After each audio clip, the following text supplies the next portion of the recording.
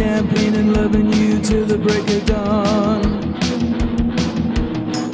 Hot damn, ladies and gentlemen. It is time for the, what did we settle on? Movie Tube Boys? That's not right. Motion Picture Men was my suggestion. All right, let's stick with that. Motion Picture Men, unless Spencer has a different suggestion. I actually don't remember coming to any conclusion on this. Yeah, I don't either, but we're going with That's that now. why I said suggestion. There you go. Van Lee, myself, Motion Picture Man number 1, or number 3, or number 2. It doesn't matter. We don't have to be numbered because we're not more There's important no than the hierarchy other. in Boob Tube Boys, or Motion Picture Men, I guess. And that other Motion Picture man is Spencer Hendricks. Hello. How are you? I'm great. Excellent. Brian Vaughn is the third Motion Picture man. How are you? It's fine. Let's move on. It's been a while since you've done that. Since you've asked us how we were and then said, nah, I don't care. Well, I got to pull it out of the back pocket every now and then. Yeah. In the hits. You know where I think you should keep your comments? In my back pocket. That's next, like 2 weeks from now. We'll get into that. Ooh, a little bit of a teaser there. Well, we're doing movies in this round of the Boob Tube Boys. We usually do television shows. We've switched it up a bit. And thanks to Brian's winning a round of Triple Slash. Why can I not remember the name of that A anymore? baseball trivia game on our television podcast that this week is about movies. Yep, you won. You picked this movie for me out of 2, and we're going to be covering Champagne and Bullets, the first half on this episode. Now, here's the thing. The movie Champagne and Bullets is also 2 other movies. Yeah. It's also Road to Revenge, and it's also Get Even, all one word, all capital letters. I'll tell you more about why that is later on, but essentially, we've decided to call it Champagne and Bullets because that is the 2021 Blu-ray release of this movie, or re-release, I guess. And that's the highest quality file you can find out there. In fact, I'm thinking I'm going to drop a Google Drive link in our episode description. So if you want to watch it, click on that, check it out. It's an amazing movie. John DeHart's a lawyer. I'm not too worried about him. If he's as good a lawyer as it is at killing people, then I guess I should be worried. What if he's as good of a lawyer as he is an actor? We're in the clear. Yeah, I think we're all right. We're going to be covering this movie today, and honestly, we have a lot to cover. I pared my notes down as best I could, and I still have too many notes. So I have a feeling these episodes are going to be very long. I apologize for that, but also you're getting a lot of good content, so fuck you. Yeah, I think people like the long, ridiculous episodes. So let's get into the backstory of the movie. In 1993, a young man named John DeHart, he was a struggling actor and in law school, desperate to be seen. He had a limousine business and had a rotating cast of drivers that would work for him. One day, a young girl, about the age of 20, was talking to him and burst into tears. When trying to console her, she revealed her terrible secret to him. Turns out she had witnessed a satanic cult brutally sacrifice a baby in front of her, and there was nothing she could do to stop it.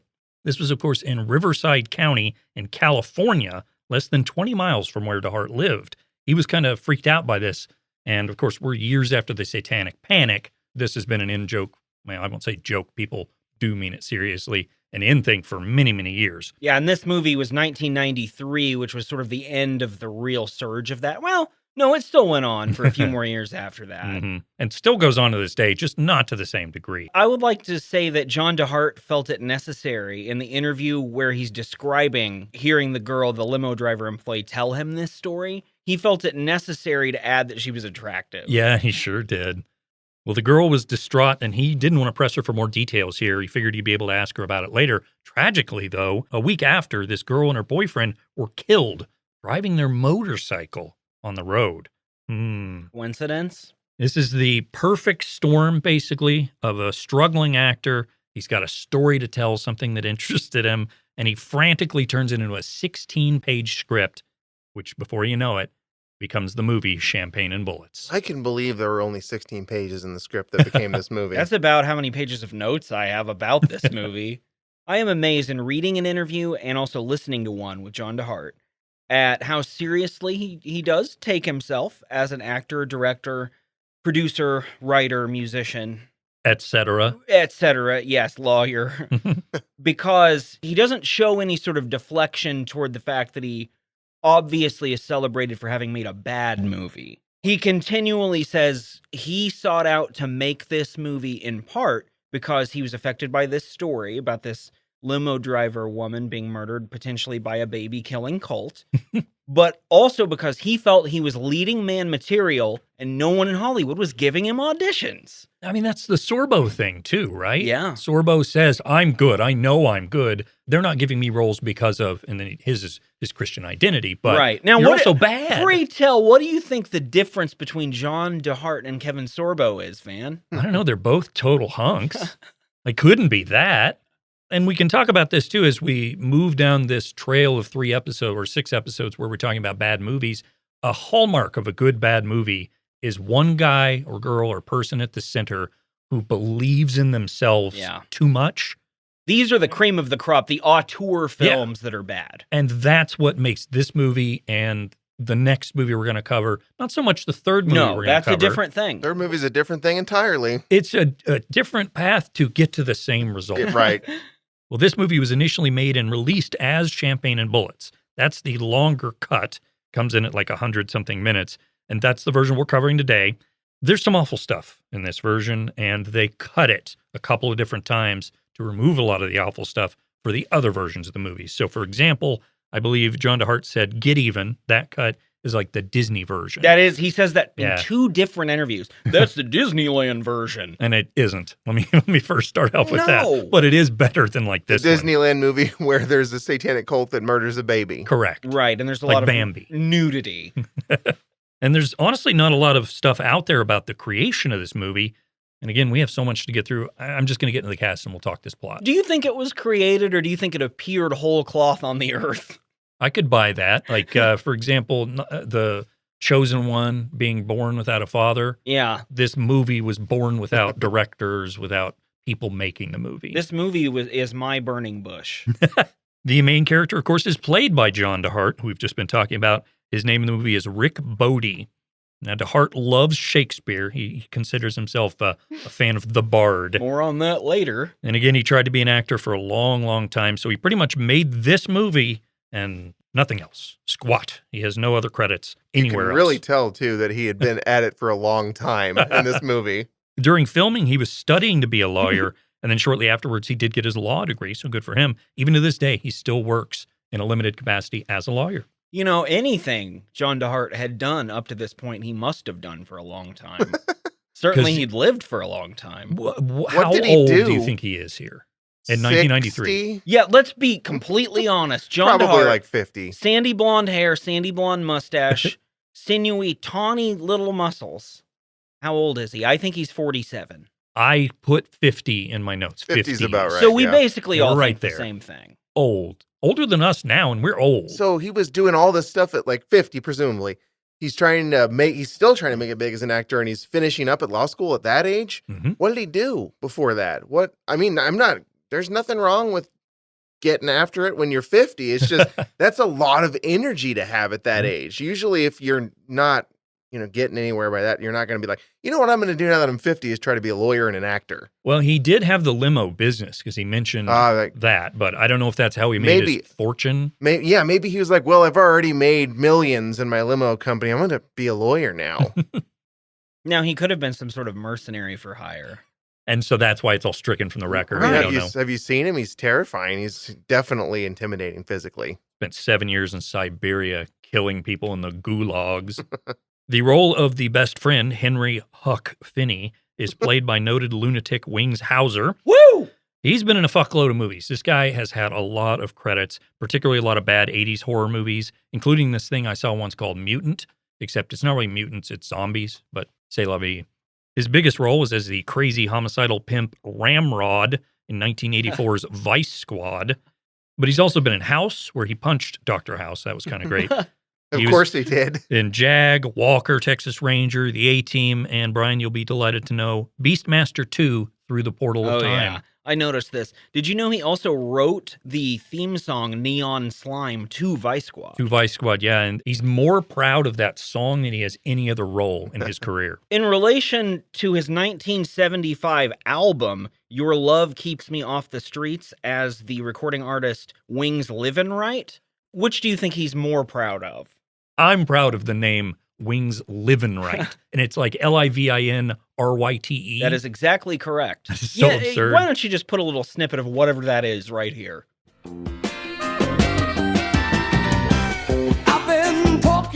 This is phenomenal. That's him. This is So better it's- than John DeHart's music. Yes. So what you're telling me is that Wings Livin' Right rules. Yeah, and I'm also telling you that Wings Hauser is better at all the John DeHart stuff than John DeHart. That's true. By a lot. He's also the son of famous writer-producer Dwight Hauser, who was involved in Hollywood for many years and blacklisted in the McCarthy era. He was one of those. Wings is also the father of actor Cole Hauser, who most recently was a big player in that Yellowstone show. He's been around for like 30 years being in a lot of stuff. I knew who he was, did not connect the dots at all until doing research for this very podcast. Oh, and also Wings Hauser is in that bizarre movie Rubber. Have either of you guys seen it? With Jim Carrey? That's Rubber Face. Oh, I'm sorry. Which is not the same movie as Rubber. Now, Rubber has a tire that blows people up. It's like a sentient tire. That's cool. I have like seen that, yes. And it's pretty good. Wings Hauser's in that. And I Yeah. remember watching that and not identifying who that was. Now I want to watch that again because I haven't seen it since I That was sounds probably awesome. 10 or something. It's Yeah, fun. I wonder if Carr can get some of those strapped on him. Holy shit, you couldn't stop him at that. You don't see Carr in anything anymore. I don't know if he's just too old for Hollywood. He's still in the sand somewhere. He made all his money. He doesn't need to do these roles. Like Jack Nicholson, whatever he's doing now. Have you seen that guy He's recently? like eating cake on balconies and stuff. Yeah, and he does not look great. He looks crazy and disheveled. Wait, hold on. Good for him. Jack Nicholson looks crazy and disheveled. Sorry, I just described Jack Nicholson. Right, from any year. Probably as a baby. He had like stubble. And that pointy eyebrows. Yeah. Mom, I don't know why you took so long to poop me out. To poop me out. Pamela Jean Bryant plays Cindy, the love interest and former Satanist in this movie. Bryant was a model who was Playboy's Playmate of the Month way back in April of 1978. Legitimate Playmate of the Month. And that's a big deal, considering every other human being in this movie is like a goblin, just a hideous monster. To put this in perspective, for all of you out there who've Googled Wings Hauser or who know who he is, he's the second hottest person in the movie. By a lot. She certainly didn't have Wings' level of career, but she did have far more roles than DeHart. We'll have to give her that. She was in Magnum P.I., T.J. Hooker, She's the Sheriff, which I desperately want to cover at some point, and some other B-movie stuff. Sadly, Pamela died in 2010 at the age of 51 after a severe asthma attack. Oh, Wow. wow. That's horrible. suffocating. That's horrible. And John DeHart, by the way, he says he is still friends with basically the whole cast. Yeah, but I'm sure he we just don't know says if that. that's true, but they could refute it and no one has. True. Finally, our main villain, the extremely busy Normad. He's played by the big-faced, gravelly-voiced, tough guy, William Smith. No, not Will Smith. William Smith. I have not yet seen William Smith get jiggy or be in the Millennium. Smith, like Hauser, had a billion roles in his career, and he was considered great for what he did. He often played villains just like Normad, or maybe adjacent to Normad, because that's a stretch to say just like. He's been in everything from Murder, She Wrote to Airwolf to movies like Any Which Way You Can, Conan the Barbarian, and of course a movie Brian and I have seen, Hell Comes to Frogtown, starring Rowdy Roddy Piper. Just when you think, I've seen it all, then you see a movie with frog people, Rowdy Roddy Piper, and William Smith in it all at the same time. How can you miss? Our movie begins with a rockin' soundtrack kicking into gear. The credits begin to roll, and you heard this song. It's called Champagne and Bullets, I assume, unless they Must gave it be. some stupid title and had that be the lyric. And as I've mentioned, there are several cuts to this movie, and this is a spot where we get a big difference. For example, in Get Even and I believe Road to Revenge, the credits are just footage of someone driving around town Yes. with word art, On Sunset Boulevard Mhm. in L.A. and it's like free YouTube music in the background. It is basically wholly unnecessary, and I do appreciate this change. In the Champagne and Bullets cut, credits show up and they disappear. That's it. I'll argue that the Champagne and Bullets song has that kind of 80s aesthetic and it's got a darker feel to it. So while bad, it kind of, I don't know, it starts the movie off with a different kind of feel that suits the first scene better too. Sure, sets the mood. Look, I'm trying to say some positive things. And you did, Up and I top applaud here. you. The song, by the way, Champagne and Bullets, plays through the entire time the backstory's going on, It's 4.5, 5 minutes long. It's crazy. It just keeps going and going and This going. part of the Champagne and Bullets cut is that John DeHart's like, no, my whole song's going in the movie, and you're going to see me do stuff to it. Yeah, the text portion of our intro ends, and the camera focuses on a very dilapidated trailer in the middle of the woods. And as we pan back, we see 3 of LAPD's finest, crouched and hiding behind some dead bushes, peering at the trailer. Captain Normad is here. He's using his binoculars to spy into the trailer, which is like a few feet away. And as he lowers his binoculars, he begins to smile and chuckle to himself. He's so pleased about what's about to go down. He says, "Oh, this is going to be a good one." He loves it so much. But the ever level-headed hero of the movie, Rick Bodie, he says he'd feel a lot better if they had a warrant. And initially I thought, cops wouldn't. And then I thought, oh yeah, they would. Never mind. Now, how often do you guys think that the LAPD gets called out into rural areas with trailers? Has to be nonstop, right? I mean, this is the biggest drug bust that they're going to get. It's going to give Normad a promotion. Yeah, there's practically 4 people in there. And Normad yells at Bodie and says, once we get the dope, then we'll get the warrant. That's not how that works, but whatever. Normad continues, anyway, that's why I'm about to get promoted. And you're stuck walking the streets, pounding the beat. You're never going to go up like me, Normad, go-getter. Third member of the crew and drunken lunatic, Huck Finney, who I will now refer to as Wings Hauser almost more often than not. Because how is your name Wings Hauser, which is a real name, far more absurd than Huck Finney? This is one of those situations where if you put them both down, you wouldn't know which was correct. Wings pipes up and says, really, Normad? I thought you were going to get promoted to lieutenant because you had your nose halfway up the captain's ass. And this is one of these sick John DeHart burns that he, in interviews, is really proud of. So when he discusses Wings Hauser, you know, having a lot of comedy bits in the movie and improvising, he's very quick to say, well, a lot of that was based on my dialogue. And like, I've got a lot of zingers too. Normad quickly glares at Finney and says, shut up. To which Wings Hauser says, yes, sir, in just the most obnoxious way I've ever heard. Oh, and of course he has his LAPD hat on backwards because he's rad. And drunk. Very drunk. Normad then gives out the master plan, but since there's only 3 of them, it basically is exactly what you would think. You go this way, you go the other way. And then the 2 younger, and I put that in quotes, men, scamper off into their respective directions, all to the lyrics, champagne and bullets, a dangerous pair. Champagne and bullets, a love that is rare. As the 2 cops settle in the position we see inside the trailer, there's some goofy-faced creep who whips out a switchblade knife, sticks it into a bag of white powder, and smiles at his buddies. I like this guy. I think this is a missed opportunity at another character. He seems pretty cool. I've never Lots of seen drugs. a character be so enthusiastic while knifing his cocaine out. Well, seeing this causes Bodie to react very bizarrely, if only because of how aggressively he reacts. He goes, son of a bitch! That Normad was right! Did they not think that they're... Yeah, they went out there for this very purpose. Also, Rick, shut the fuck up. You're like 15 feet away from these people. Rick points his gun at the trailer just as Normad yells out from the bushes, LAPD, your trailer is surrounded. Open up. But Wings Hauser knows how fucked this situation is. He says, yeah, surrounded. You wish. But Normad continues, you'll come out of there slowly with your damn hands behind your head. Now do it. I'm surprised Wings didn't yell again like, no, there's not very many of us.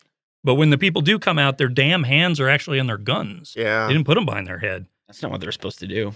First guy starts randomly firing his assault rifle through the window. Bodie fires his gun. Another guy comes out. Wings Hauser shoots him and hits the other guy, but then a shirtless Andrew W.K. pops out. He fires his gun, which hits Wings right in the gut. Bodie then kills Andrew W.K. and the first guy, which is good because things have gotten pretty serious. How serious, you might ask? Well, so serious that Wings Hauser, who again has been shot, yells out asking where Normad is and says one of my favorite lines in the whole movie, God damn it, Normad, I got my ass hanging out. We see Normad back in the back. He hasn't moved. He's been there this whole time. So that's why it's fascinating. Huck is like worried where he is. He's there the whole time. That's his role in the trio, to just kind of stand there. And growl. Yeah, and have tinted glasses on. Normad says, hold your position, Finney. Then he stands there staring blankly ahead, pointing his gun forward for like 8 seconds, which when you say it out loud doesn't seem like a long time. But when you're watching a movie, 8 seconds is a fucking eternity. Finally, he says just a little bit angrier this time, God damn it, Finney, hold your position. It's clearly they were supposed to cut or they were doing multiple takes, but whoever edited this, I'm assuming John DeHart, Has to be. did not know what they were doing. Then, for the next 8 seconds, which we've already established is far too long in a movie, the screen lingers on the trailer where a dead body hangs out the window. Nothing moves the whole time. We have 16 of the most bizarre seconds I've ever seen. I think this is a directorial decision to show the wages of war, essentially. Like, you viewer, you want to watch this shit? Sit here and stew in the visage of these dead bodies. You have to understand the repercussions of drug wars. John Here's how DeHart we is show basically it. like a Michael Haneke type director. He's real thought-provoking. That's another thing he says in interviews, by the way. Does he really? Yeah, that he addressed really big topics way before the mainstream film industry was ready to do it, like domestic abuse, babies being killed by Normad. It's in my notes later, but I'll just say it here. He has one line where he says, people compare my movie to Pulp Fiction because they're both surreal movies. Well, there's guns in them. Sort of. The Gimp shows up here, too. Yeah, Samuel L. Jackson. Those 16 seconds were enough time for Bodie to make it over to Wings, and while the big man writhes on the ground, scream asking where Normad is, Bodie shakes him a bit and softly tells him to take it easy, you're gonna make it. Normad comes tromping up to the guys, talking about how great this bust is and how good it'll be for his career, but Rick is not taking this sitting down. He says, Normad, what's your problem? After all, Huck could have been killed. Normad shrugs and says, so what? If that guy dies, we're doing the whole world a favor. But that is Rick's friend. That's not just any old run-of-the-mill Los Angeles Police Department officer. It's Huck Finney. So Rick does the heroic thing and knees Normad right in the groin. And look, getting kneed in the balls would be painful, but the noise that Normad makes here is surprisingly violent. Yeah, I didn't anticipate hearing it. That guy's got a sack the size of basketballs, though. He's pretty shocked at this attack, and he takes 8 seconds, some absurd amount, to stare at the camera, lean forward, and then let Rick know exactly what happened here. Rick responds with his catchphrase. Let's take a listen.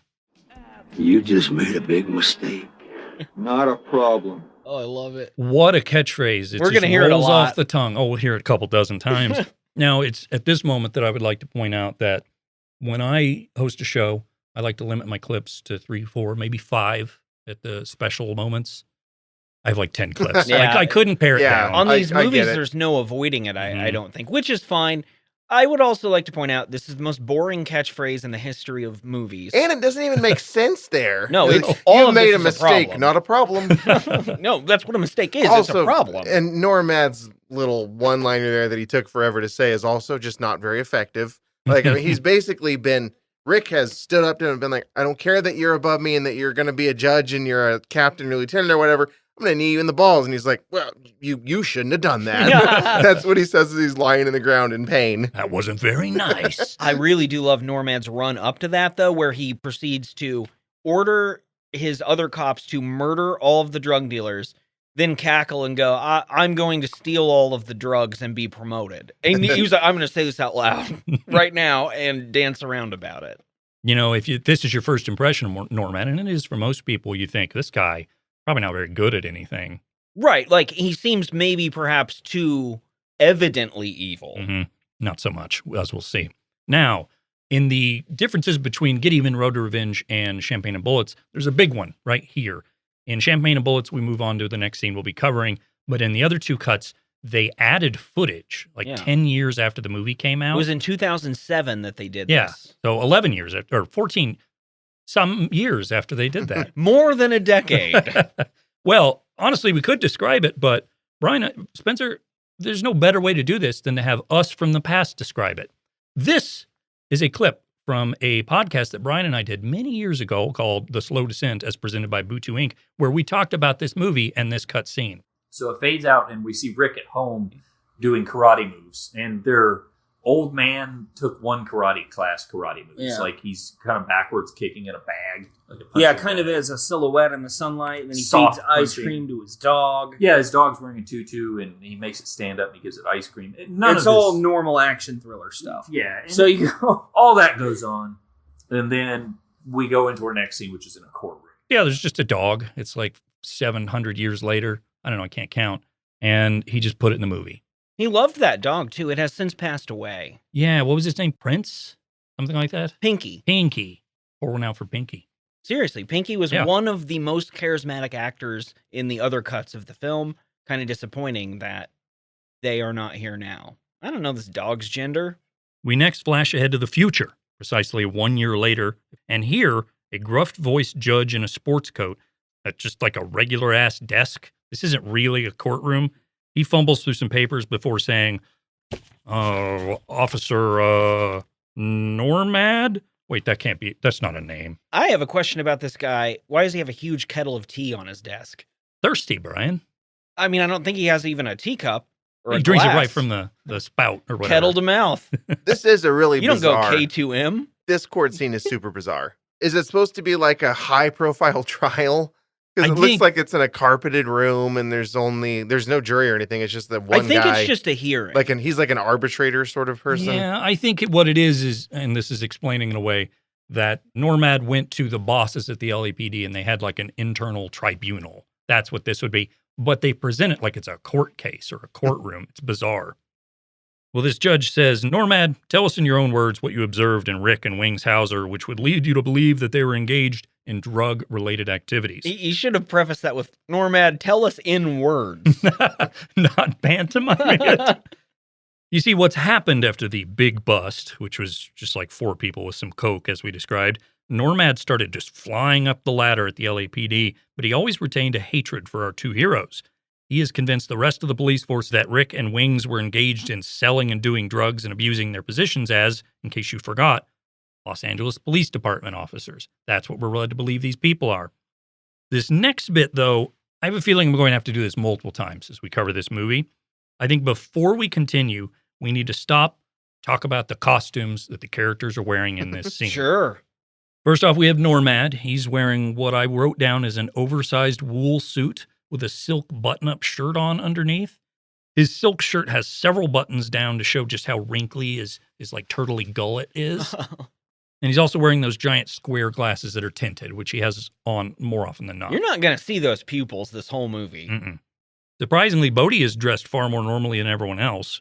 Rick just has that gray suit on. Only scene in the movie where he's dressed even kind of like a person would ever have dressed. And these are all his real clothes. I felt like he was very prideful in his wardrobe decisions throughout this movie. Yeah. Some of the scenes are interesting.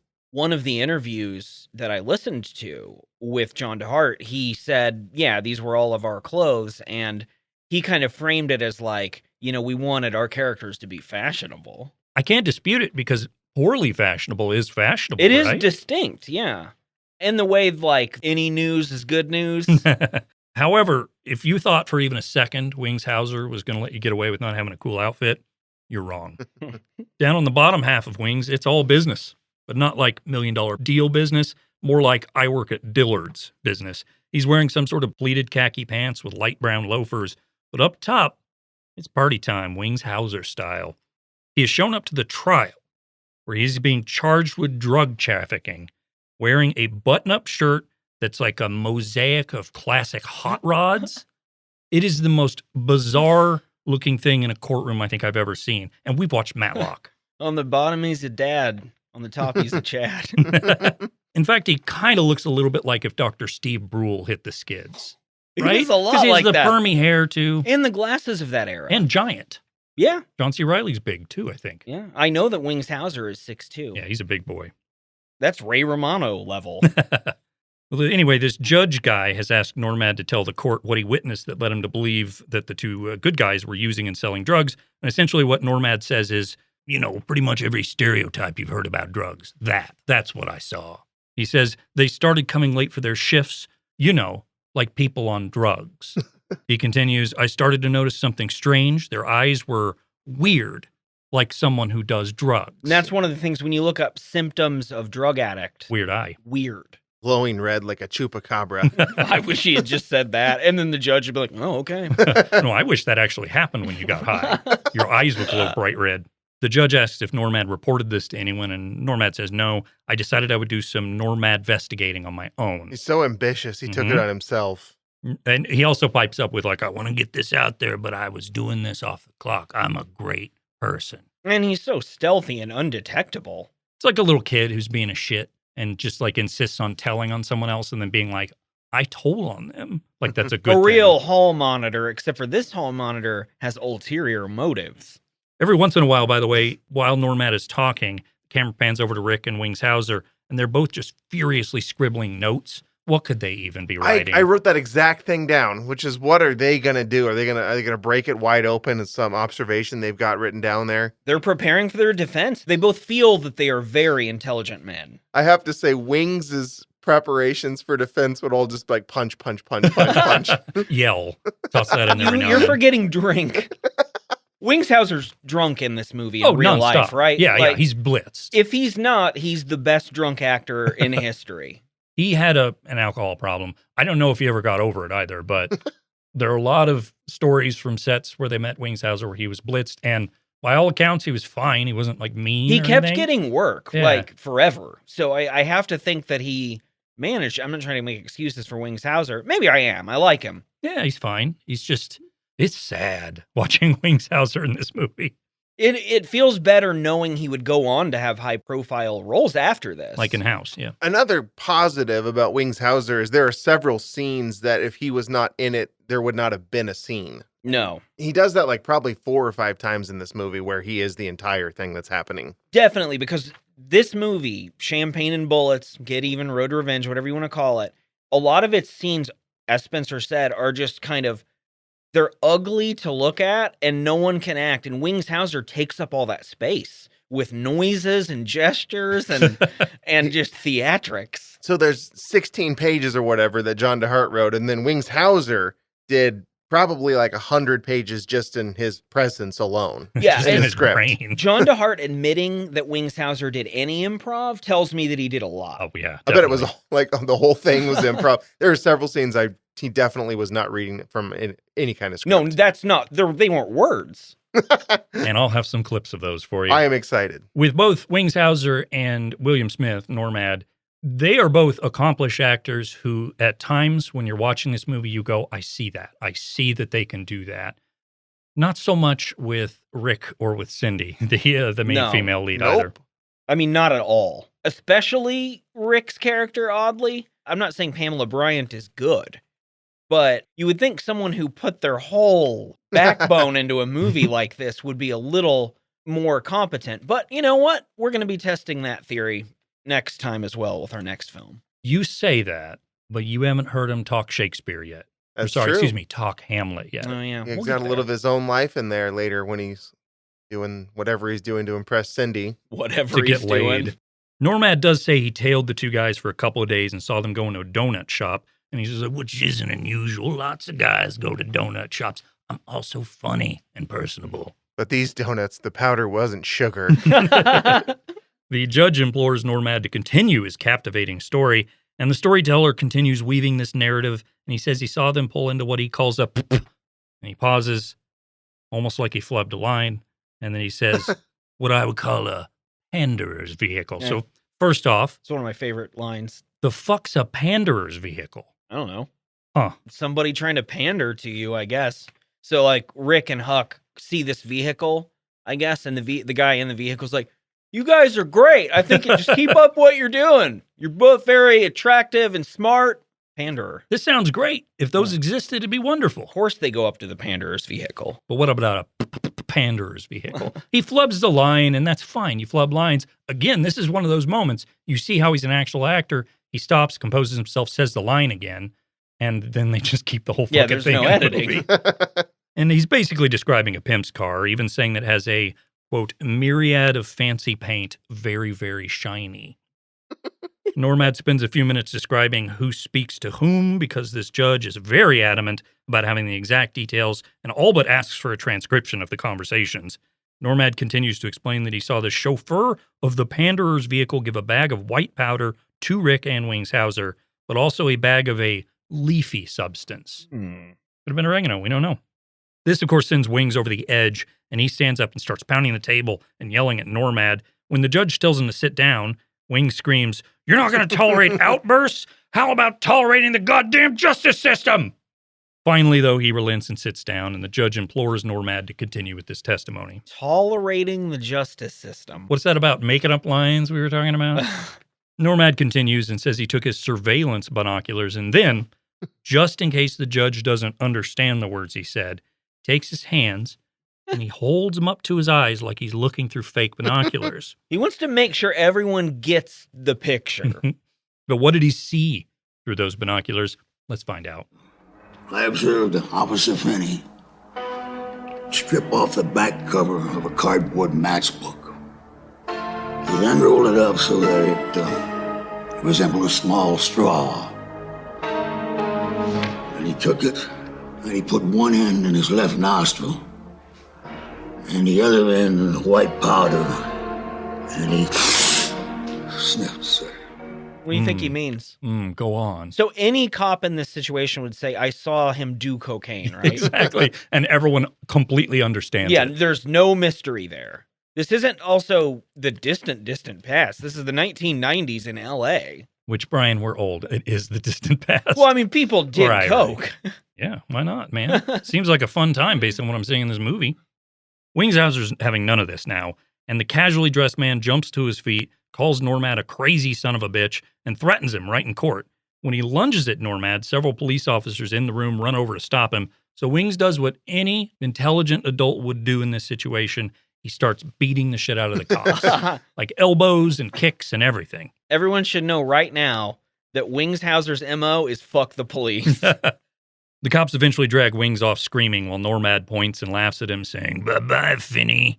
And with that, this scene just ends. And we next find ourselves in the woods, I guess. This is overwhelming. Every scene ends abruptly and starts abruptly, and it blows your mind away with all the visuals you're looking at. Yeah, and this is not a little dusty room like what we just saw, nor it is a little dusty field like we saw before that. This is a collage of things that don't belong together. Big yellow vans and hay. And like And Wingshauser. dartboards and I know you're going to talk about the wardrobes. Oh, yes. You know, they've driven their giant yellow vans and they set up an archery target in front of some hay bales here. And once again, since the scene is now set, let's talk about those costumes and what everyone's wearing. I say we start with Wingshauser here. Bottom half, he's rocking some cargo shorts, just a tad too short, just very little cargo shorts. He's got calf-high socks that are stretched up as high as they can go on his legs and brown hiking boots. Up top is another eye-melting outfit with lots of colors. Real Dan Flash's number. I have that literally in my notes. There's some shapes. It looks like it was bought at Dan Flash's, but that's not all.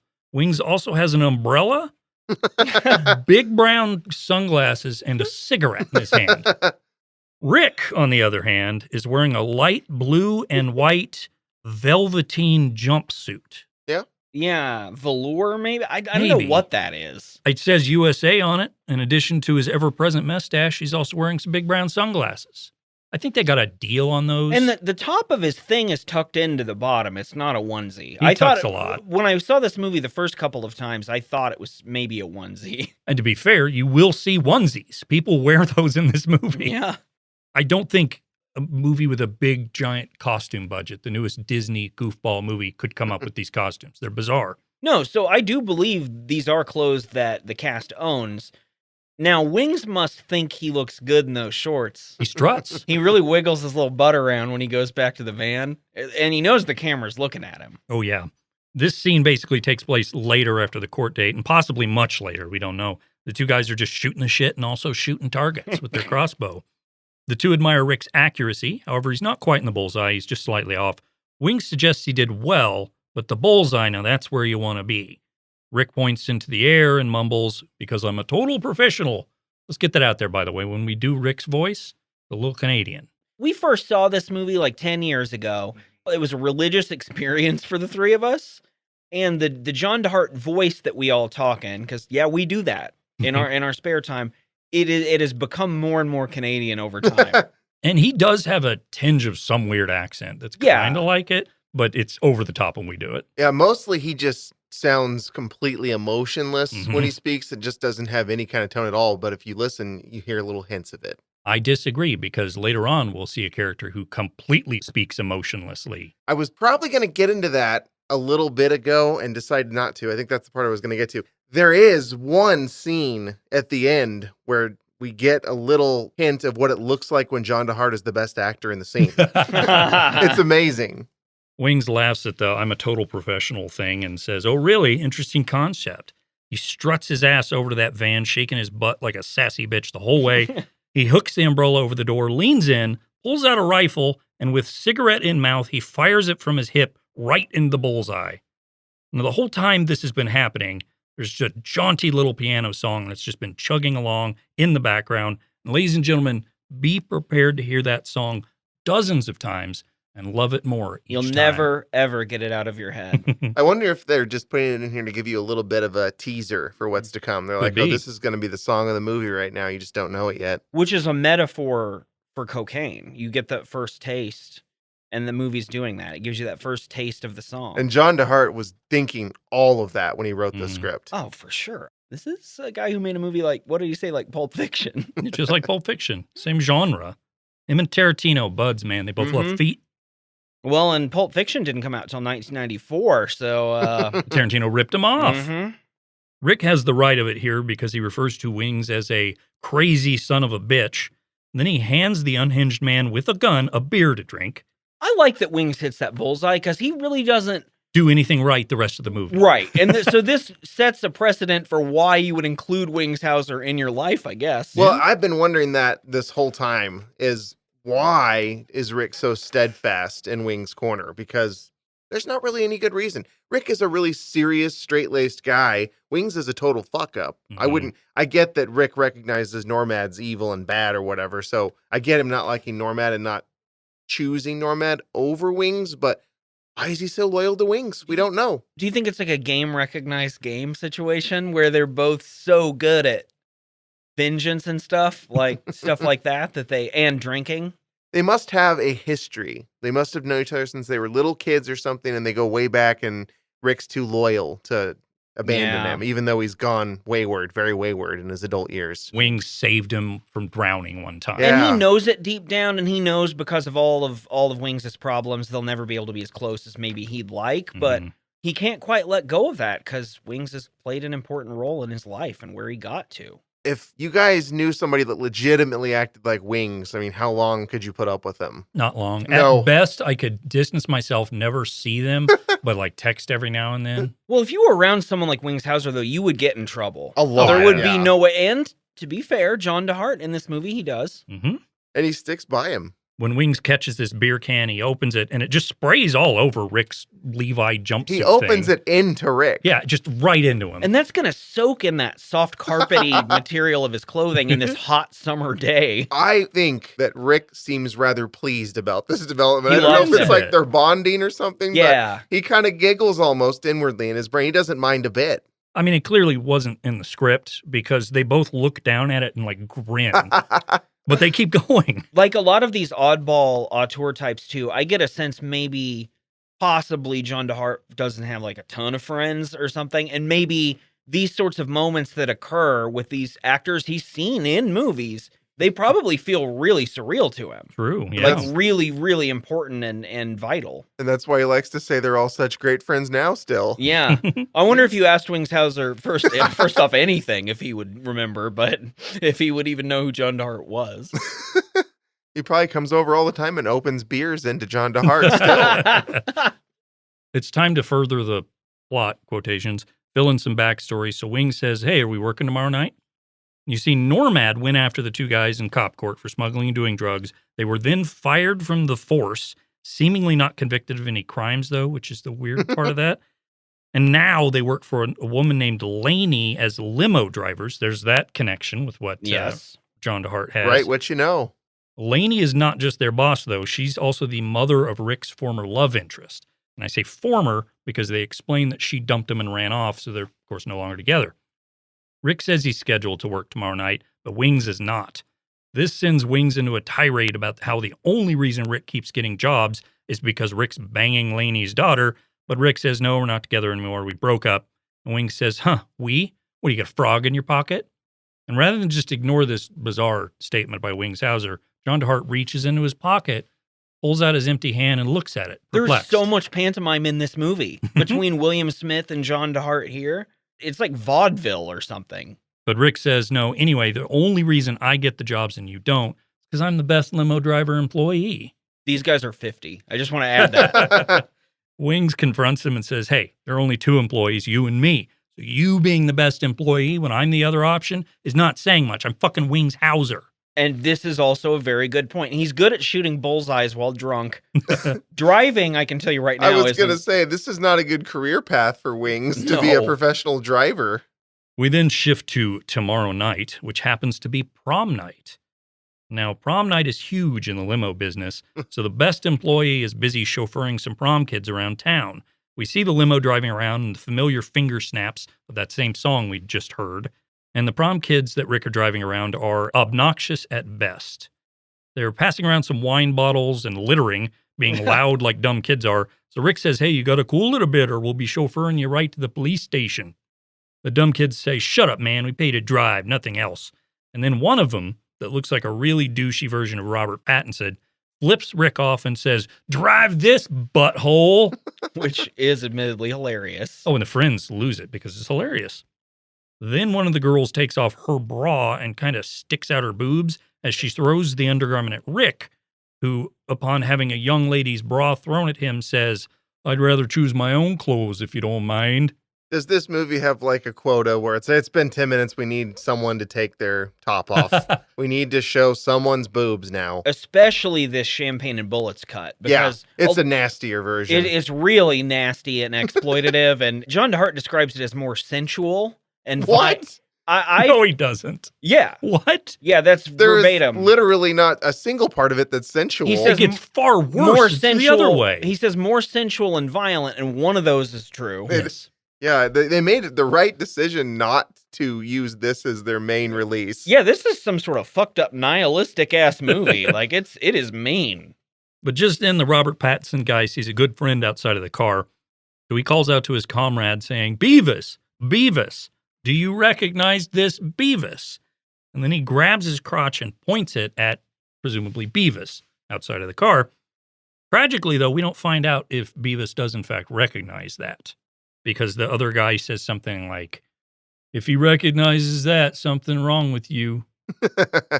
Here's what I think happened. I think this teen is grabbing his junk Mhm. and calling John DeHart Beavis. Oh. And the idea is if John DeHart recognizes this teen's junk, what's going on? Well, that's a good That's point. trouble. Good point. So it's a gay panic joke, I think. The other girl who did not throw her bra at Rick because she's classy as shit, she says the very poetic and sophisticated line, I need a piss stop, guys. The group all concur, and they implore Rick to pull over for the aforementioned piss stop, to which Rick replies solemnly with his delightful catchphrase, not a problem. But it's like that. It's a little down. He didn't get, not a problem. This one's pitched lower for a lower moment in the film. This is a comedic relief scene. After pulling over, the kids also demand for Rick to get back there and open the door for them and to hurry up. One of them even says, what are you, animal crackers? To this, a slightly more annoyed Rick says, once again, 3 seconds after he just said it, not a problem. The teenagers then all hop out of the car and run off into the woods for their piss break. Rick, who I'll remind you is the best limo driver, possibly in the world, not just in this two-man company, hops back in his car and drives off, leaving the children he was tasked with ferrying around in the woods. But he doesn't leave before he gets a good stinger in there. Adiosi, Bella Lugosi. That is such an old man thing to say. Oh, all of this is very old man stuff to do. I question those teens going out of sight beyond the tree line into the woods to pee. There's Bigfoots and killers out there. So you're saying if you were in this situation, you'd like, I guarantee what you do. You'd stay within eye shot. Yeah. Would turn your back and like pee into the woods. That's exactly what I would do. Would you peer over your shoulder every now and then to A make little sure your bit. protector was there? And make sure Like a John dog. DeHart's not looking at me, trying to see my wiener or something. That's the big concern. From the limo. What are these fields? This Los Angeles prom out in the country. Back at the Rick and Wings Hauser house, Wings is busy ironing his pants and watching television. That's so charming. This is probably my favorite Wings scene, but he's got a lot of competition. Well, he's not alone here. It's not just Wings. He also has sitting behind him on the couch is what would commonly be referred to as a cigar store Indian. Just a big statue of a Native American that, where did that come from? Do either of you know? No. What is that? Not a I clue. don't know. I know of it, but I don't know it. I know there's a Seinfeld episode about these. It is a character in the movie repeatedly. Pretty big one. Well, anyway, his name is Sam, and he's an important part of Huck Finney's journey from here on out. Wings Hauser, by the way, is wearing a big white cowboy hat and one of those dark blue cowboy button-up shirts with jangly shit all over it, and the pants he's ironing match the whole ensemble. He pours his beer into the pants while ironing it. Now, here's the thing. I saw this and went, what the fuck? I mentioned it to the girlfriend, Katie, and she's like, oh, yeah, instead of using it in water, use it for the steam. Apparently, this is just a thing you could do. Yeah, but he probably didn't know that when he did it. And it works fine? I guess. Well, I guess the point of the steam is so you don't burn the pants. Yeah, but wouldn't your pants smell like hot beer? Yeah, it's disgusting. I guess he figures it's going to smell like beer anyway later. He smells like that. He might think it'll seep into his legs and get him drunker. Or like a contact And drunk. make his dancing better for Cowboy Night. I've never really seen anybody happier in this basic scene. You know, he's just doing the two things, the soap opera and the ironing, and he just looks like he wouldn't rather be anywhere else. Like He's delighted. It's just what he wants to do. This is a peak of his life, Spencer. Goes downhill fast from It here. makes me jealous. I wish I was having as good of a time as Wings Hauser was. Well, Wings is tuned into a television in front of him, and he reveals to Sam that Greg and Nikki are getting back together again. It's a joke about him watching a soap opera or whatever. Guarantee. And it's actually improv. being invested in the characters, that's a great touch. And no, John DeHart did not write that. No. As he reveals this very important information to the audience, Rick arrives home, and we get a nice good look at what Rick is wearing now. His ensemble amounts to black leather pants that you're going to see a lot in this movie. Oh, he loves those leather pants. A black leather jacket with only like the bottom two buttons clasped, and black leather gloves with knuckle holes. Not fingerless gloves, knuckle holes. More like Rick Halford. Rick promptly cracks a beer and takes a sip, stepping one leg up onto the couch next to Sam, and Wings tells Rick that Nikki and Greg, they're getting back together again. John DeHart does not react to this at all. He just stands there blankly he's thinking, staring. I did not write that He's line for probably you to so say. confused, but he's like, I don't want to pay to film this again. I already went to the trouble of thinking of this character beat of raising my leg up. The Wings continues telling Rick it's cowboy night at the local watering hole, like you mentioned, Spencer, and he better get dressed because they're going dancing. Rick kind of stammers a bit and inquisitively says, We're dancing? Like he's, really? We're going dancing, Wings? And Wings says, not with each other. And then the scene just abruptly stops. Before we get into the next utterly glorious scene, let's go ahead and take a quick break. We got to get cops so that the system burns. Next, we do get into arguably one of the best scenes in the whole movie now. We're in a bar where an orange-clad resurrected body with big poofy permed hair talks to a young blonde woman who's dressed like Chairman Mao. It turns out the reanimated body is Lainey, the aforementioned limo boss, and she's talking with her daughter and Rick's ex-girlfriend, Cindy. It seems Cindy has returned to town and her mother's doting on her, asking if she needs money or a place to stay. But Cindy reveals she's doing okay. I'm currently living with my friend Cherry, who is right out of frame, which I don't know why that's so weird to me. Yeah, you wouldn't frame a scene like that. You might have her, but not paying attention or looking off to the side, but the camera pans like an inch and you're like, oh, there's Cherry. Oh, whoops, there's Cherry over there being silent and looking like she's never acted in her life. And there's another scene pretty close to this one you'll be getting to soon where they do another bizarre choice with the camera that I'll mention when you get to it. It's just, it doesn't make sense why they filmed some of this the way they did. It doesn't make sense. That's the tagline for this movie. Also, when Lainey, the mummified woman, when she's referring to Cindy as her daughter, does she mean that like kind of colloquially? Like she raised her, but in actuality, she's thousands of years old? Cindy did not spring from her womb. No. Just then, our two manly heroes show up, with Rick now clad in cowboy attire, like his friend Wings Hauser. The guys and gals greet each other, and it's very awkward here.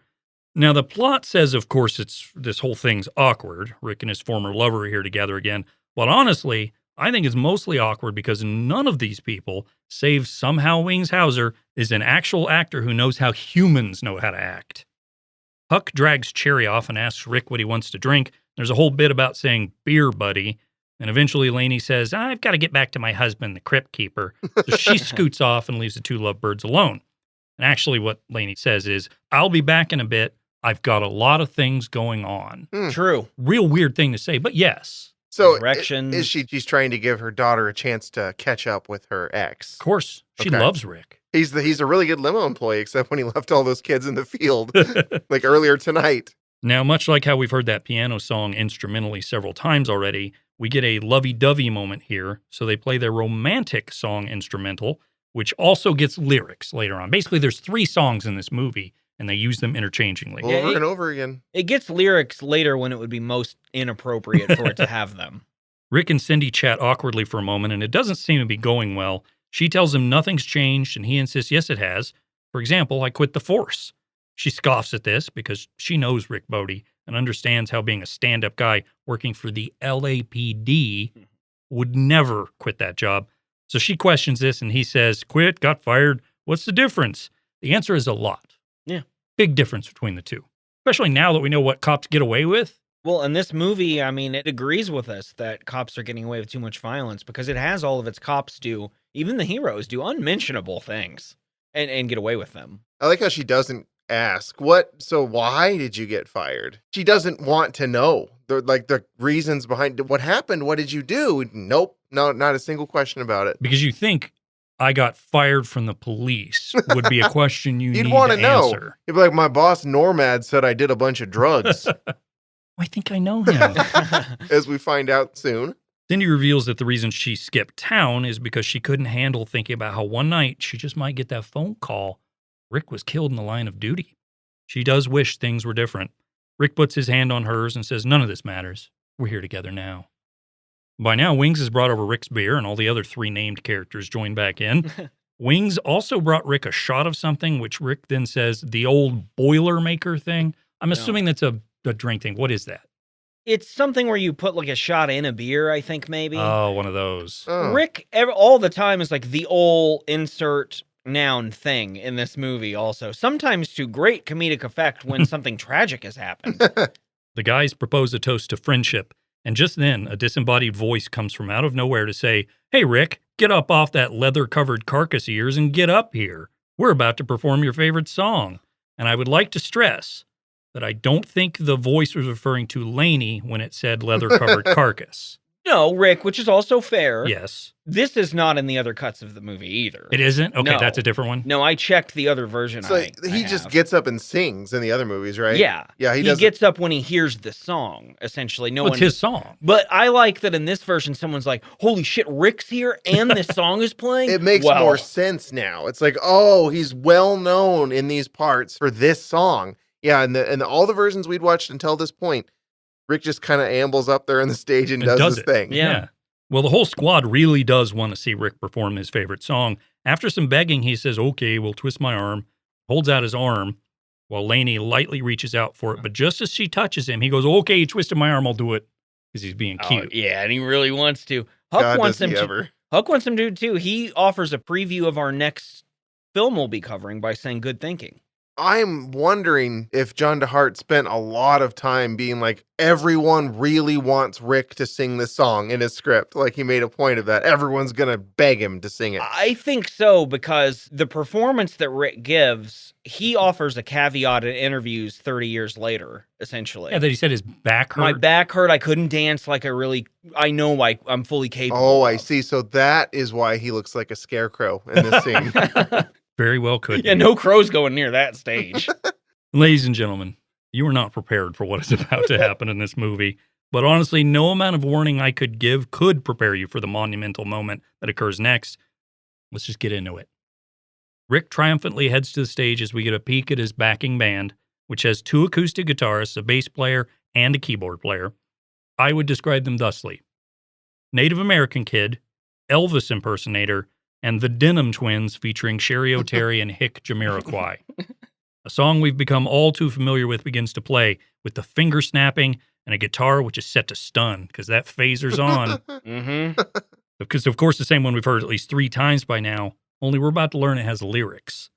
After a good hearty look at the band, we see Wings drag Cherry to the dance floor, where they begin to line dance with each other, mere feet from another couple sitting at a table watching them, which is a little weird. This causes several other random bar patrons to rise from their seats and begin dancing to the hit song themselves. And speaking of hit song, Rick has made his way to the stage. He's got his leather pants on. He gives a solemn nod to the band. He cements his feet, in place in front of the mic, where they will remain for the next 3 minutes, never raising off the ground. I can't do this song justice on my own. Let's just listen. I got to get to you, but I can't push aside, 'cause everybody's doing the shimmy and the slide. Oh, you're on fire when I grab you by the hand. Your waist is moving with the rhythm of the band. My eyes swell up as you take me for a ride. Come on, pretty baby, let's do the shimmy slide. I think this is a good time for me to interject and say that there is a version of this song, a full-length version. Uncut. It's beautiful. Uncut, but there's another one. Oh. Recently made Oh. by the Also uncut. Also uncut, the length of the uncut shimmy slide by the mysterious band Red Dress that has done a lot of music for this podcast. We don't know who they are, by the Nope, way. They, no they idea. send things via pneumatic tube. Mm-hmm. So if you go to the Red Dress Bandcamp page, you'll be able to hear the full thing. There might be some version of it in here, too. I have no idea what to do with it. My big question here, before we really get into this, do you guys remember the first time you heard the shimmy slide and saw this? We all watched it together. Yes. You remember the moment. What do you remember about it? Well, we were at... I remember joy. Pure joy. And just being mesmerized by it. We were at the townhouse that Spencer and I lived at the time. It was the first time we had watched this movie. We were watching it on YouTube. And we committed to watching it knowing very little about it other than seeing the cover of the poster. Which is great. Yeah. And this was the scene. We were already very into it as bad movie connoisseurs, but this was the scene. This is a Hall of Fame bad movie scene. Mm-hmm. Oh, yeah. And it took me from thinking this is going to be a fun one to this is one of the best ones of these I've ever seen. That's absolutely right in what I said, because when this happened, it was cemented in my mind. This is a great movie. I would like to throw out there that after, I don't know, probably up to a dozen or 2 dozen or more of hearing the shimmy slide, I don't even dislike it anymore. I kind of enjoy it. It makes me happy at the very least. You know, even if I'm like, I'm not going to say, wow, this song is amazing, but it's going to make me smile. And that's worth something. After recording the entire thing, I agree. I've fallen under its charms and how it is just the whole time. Which is funny because the lyrics are so disgusting. He's so horny when he wrote pretty much most of what he says. And I don't know that "my eyes swell up" is a good line ever in any song. No, I have the shimmy slide lyrics printed out here. And there are just a couple of things. I transcribed these myself. I'm going to put them on bootoink.com as the official shimmy slide lyrics to consider. There are no other accurate ones on the internet that someone parsed over for a long period of their workday. You'll have to submit it to like azlyrics.com, all those yeah. official websites. The shimmy slide needs to be on there. I think we know a lot of it, but I actually want to let you guys know what he starts the song out saying, because I think that's the part that is maybe the toughest to discern. Let me think. I'm trying to run it through in my head. Okay. Yeah, I don't know well, what he a says. sneaking and sliding all across the floor, You're in the right place. grooving to the juke and stomping for some more. That's when my eyes catch you and my heart begins to sing. Oh, pretty baby, I imagine you can swing. Oh. What a great song. Before that, though, well, they're sleek and they're sliding all across the floor. Grooving 2 by 2, stomping for some more. So I didn't know this 2 by 2 thing. Oh, that's a thing. But I didn't know that's what he said. That's Is that like, the real is line. that like the dance Yeah. that they're doing? I guess so. line dancing too. Yeah, there's like too. the 4 Yeah. people in the little group doing the dance in the bar. Yeah, because I thought he said grooving to the tune, which kind of makes more sense. That's what I thought it said, but the closed captioning said juke, like jukebox. Yeah. So that's what I thought it was. So amazing. 2 by 2. You got to really study and analyze works of art like this. Is the one line, your waist is moving to the rhythm of the band? Yes, it Okay. absolutely is. Because that was With one that the I rhythm never of knew the what the band. first part of the thing was, your And- waist.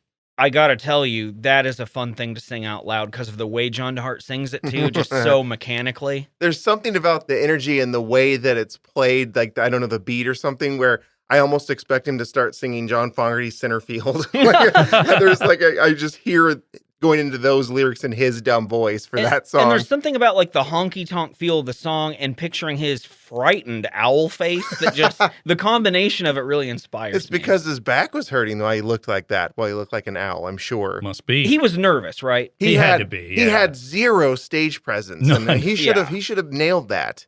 And by the way, he did not write this song.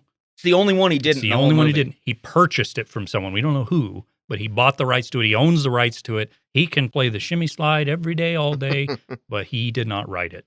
He's also very proud. Like when someone points out everybody loves the shimmy slide in this interview I read, he's quick to say, yeah, it is a great song, isn't it? I own it though now. Like I know I didn't write it, but it is mine now. Is he almost saying like, you really need my permission to like the shimmy slide?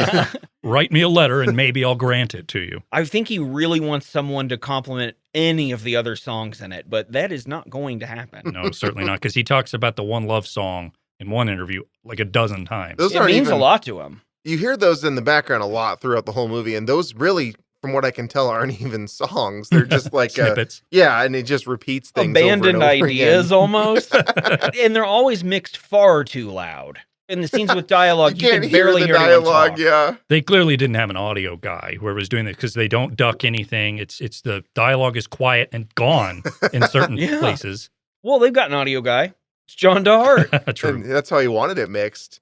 One of the ones that I don't know what the titles are for his little songs that he did, but one of them is just him talking about how he's gonna be there at all times a day, and also when you're happy and when you're sad, and you just John DeHart's gonna be there is the whole theme of that song. Fucking creepy. Not for Cindy. Cindy wants John DeHart there at all times. Man, whatever drugs she has, I want some. They must have given it to her wherever she's been.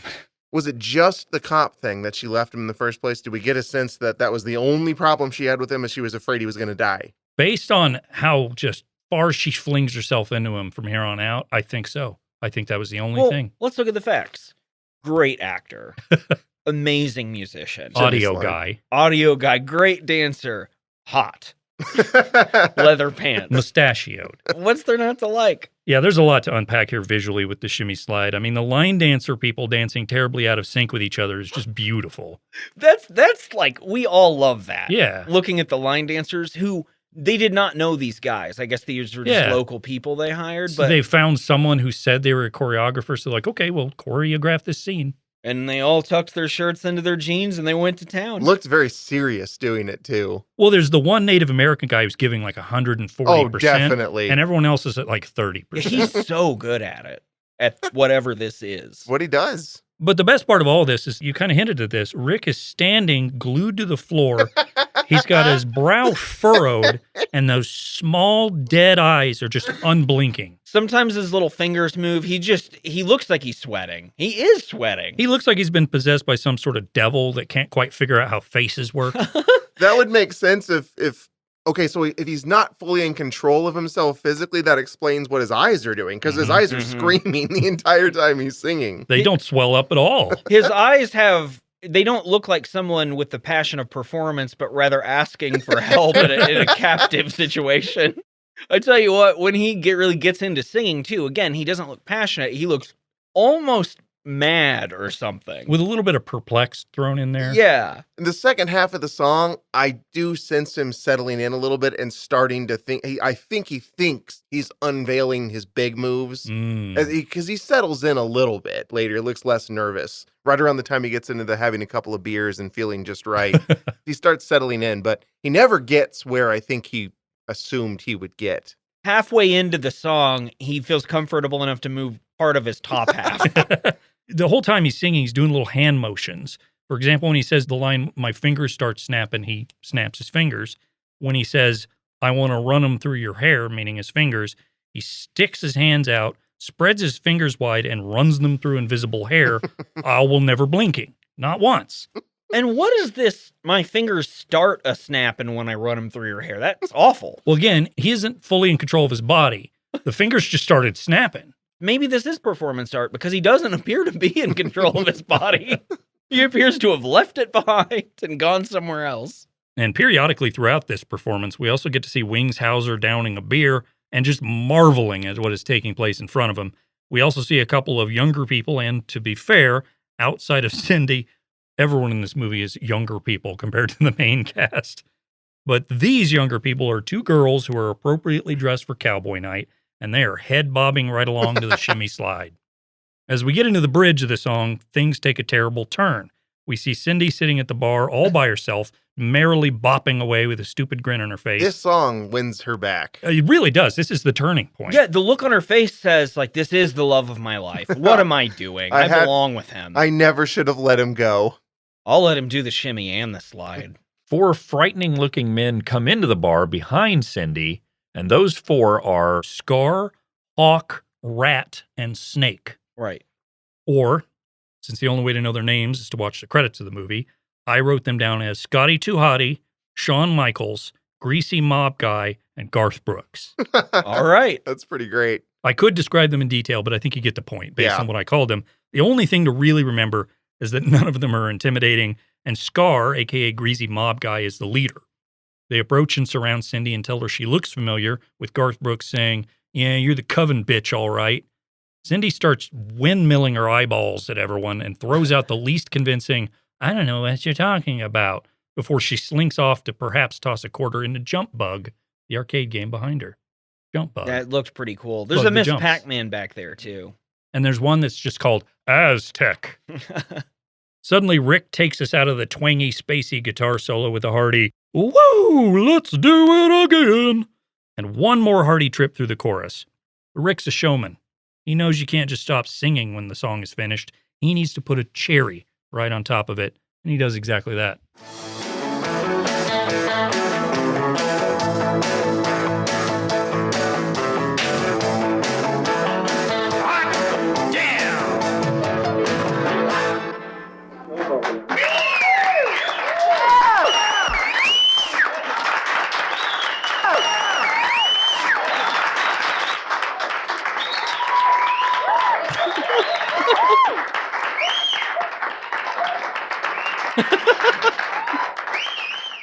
A fucking greed, my friends. Yeah, incredible. That laughter is not as long in the other cuts of the movie. It sure is as long in this But cut, and in I this approve. cut, it is exactly right, which is the length of the song. You know, you know what else it's like?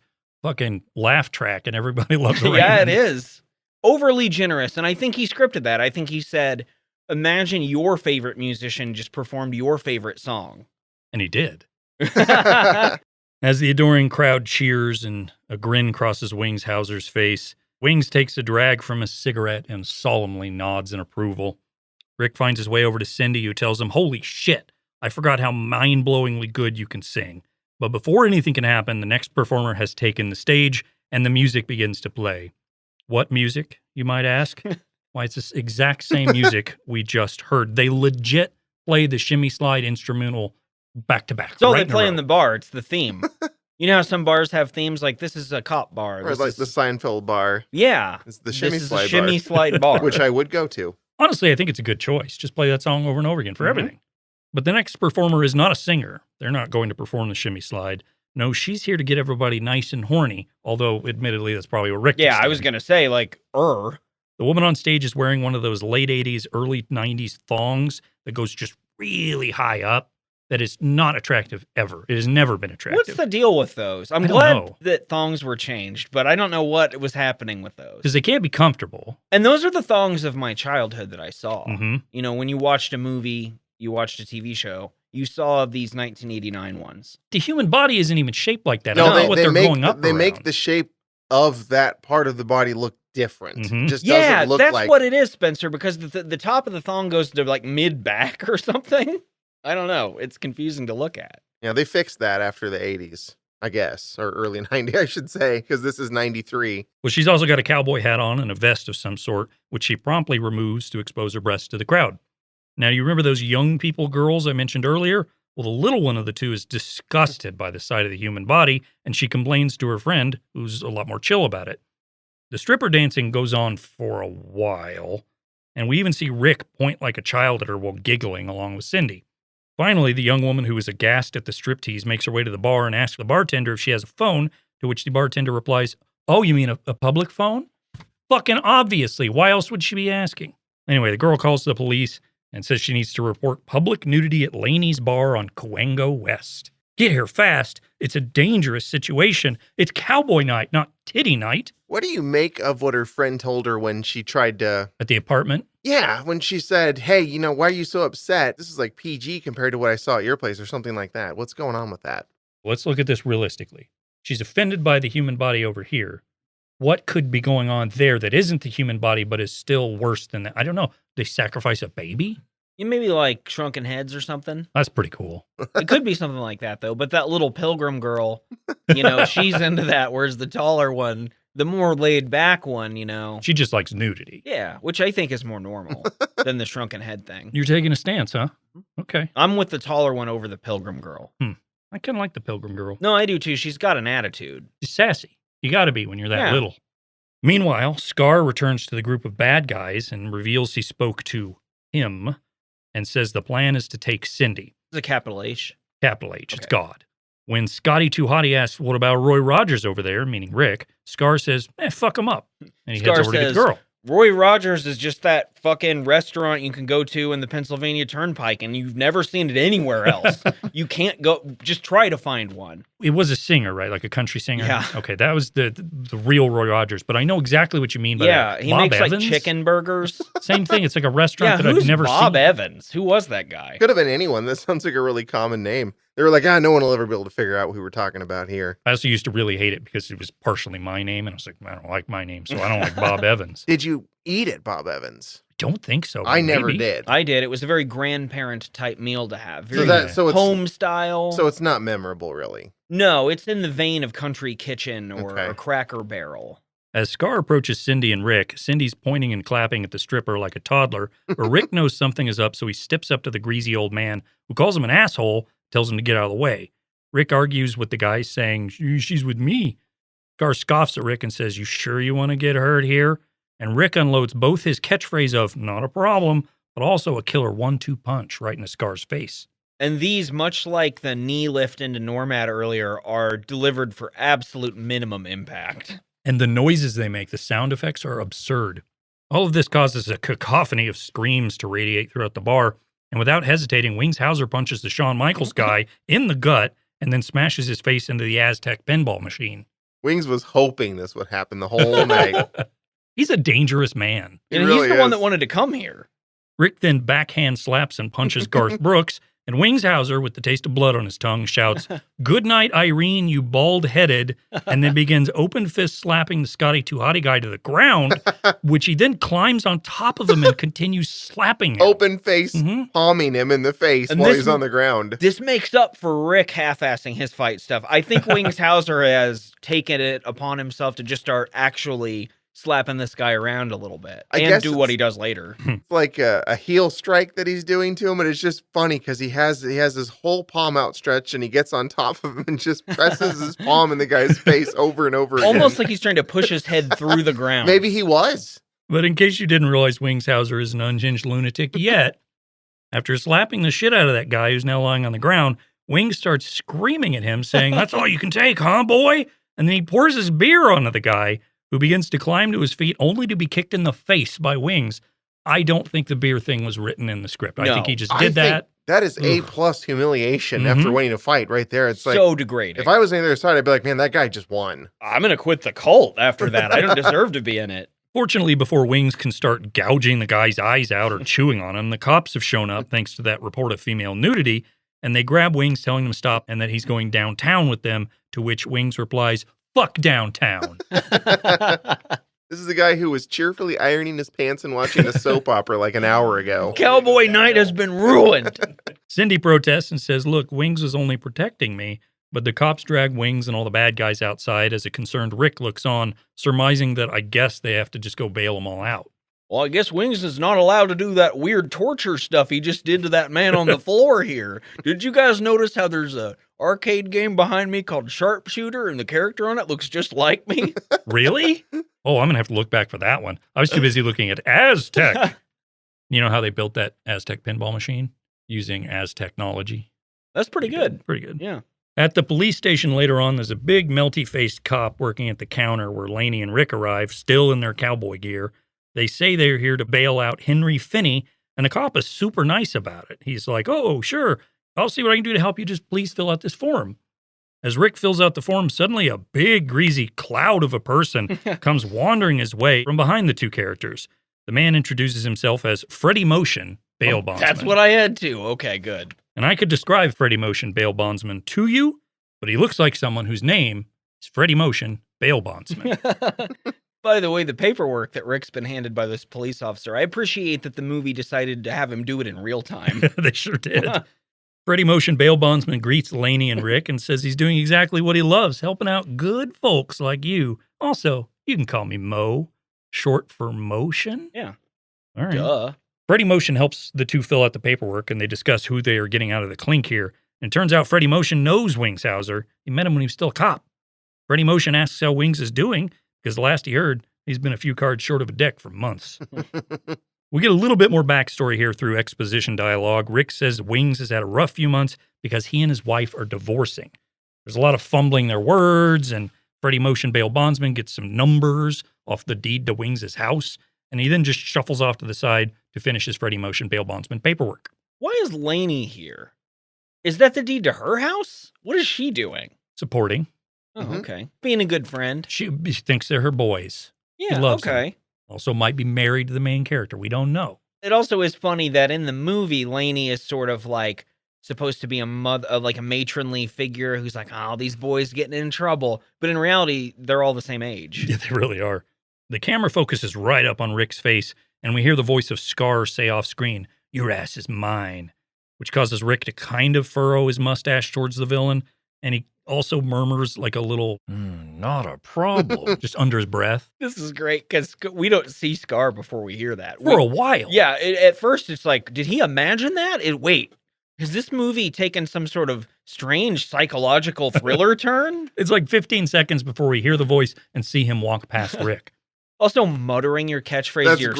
great. Do you think he says it like the real guy? Do you think he says it in his sleep? Like Oh, when yeah. he's yeah. rolling around in his bed at night? Not a problem. And if he practices law in a sense that he goes to trial, you know he says it in court over stuff. Objection. Sustained. Not a problem. Or just objection, not a problem. By now, Freddie Motion, bail bondsman, has completed his paperwork and tells the two main characters that everything's good to go. Wings will be released shortly. And by shortly, they mean now, because Wings comes waddling by as that mushy-faced polite cop asks Laney to fill out a few more things.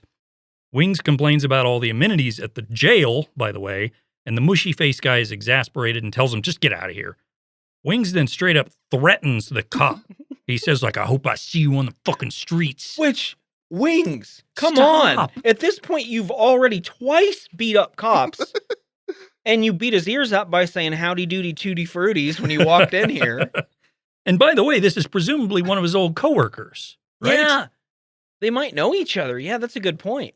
But with Wings going after this cop, Rick sees his opportunity. He's a predator.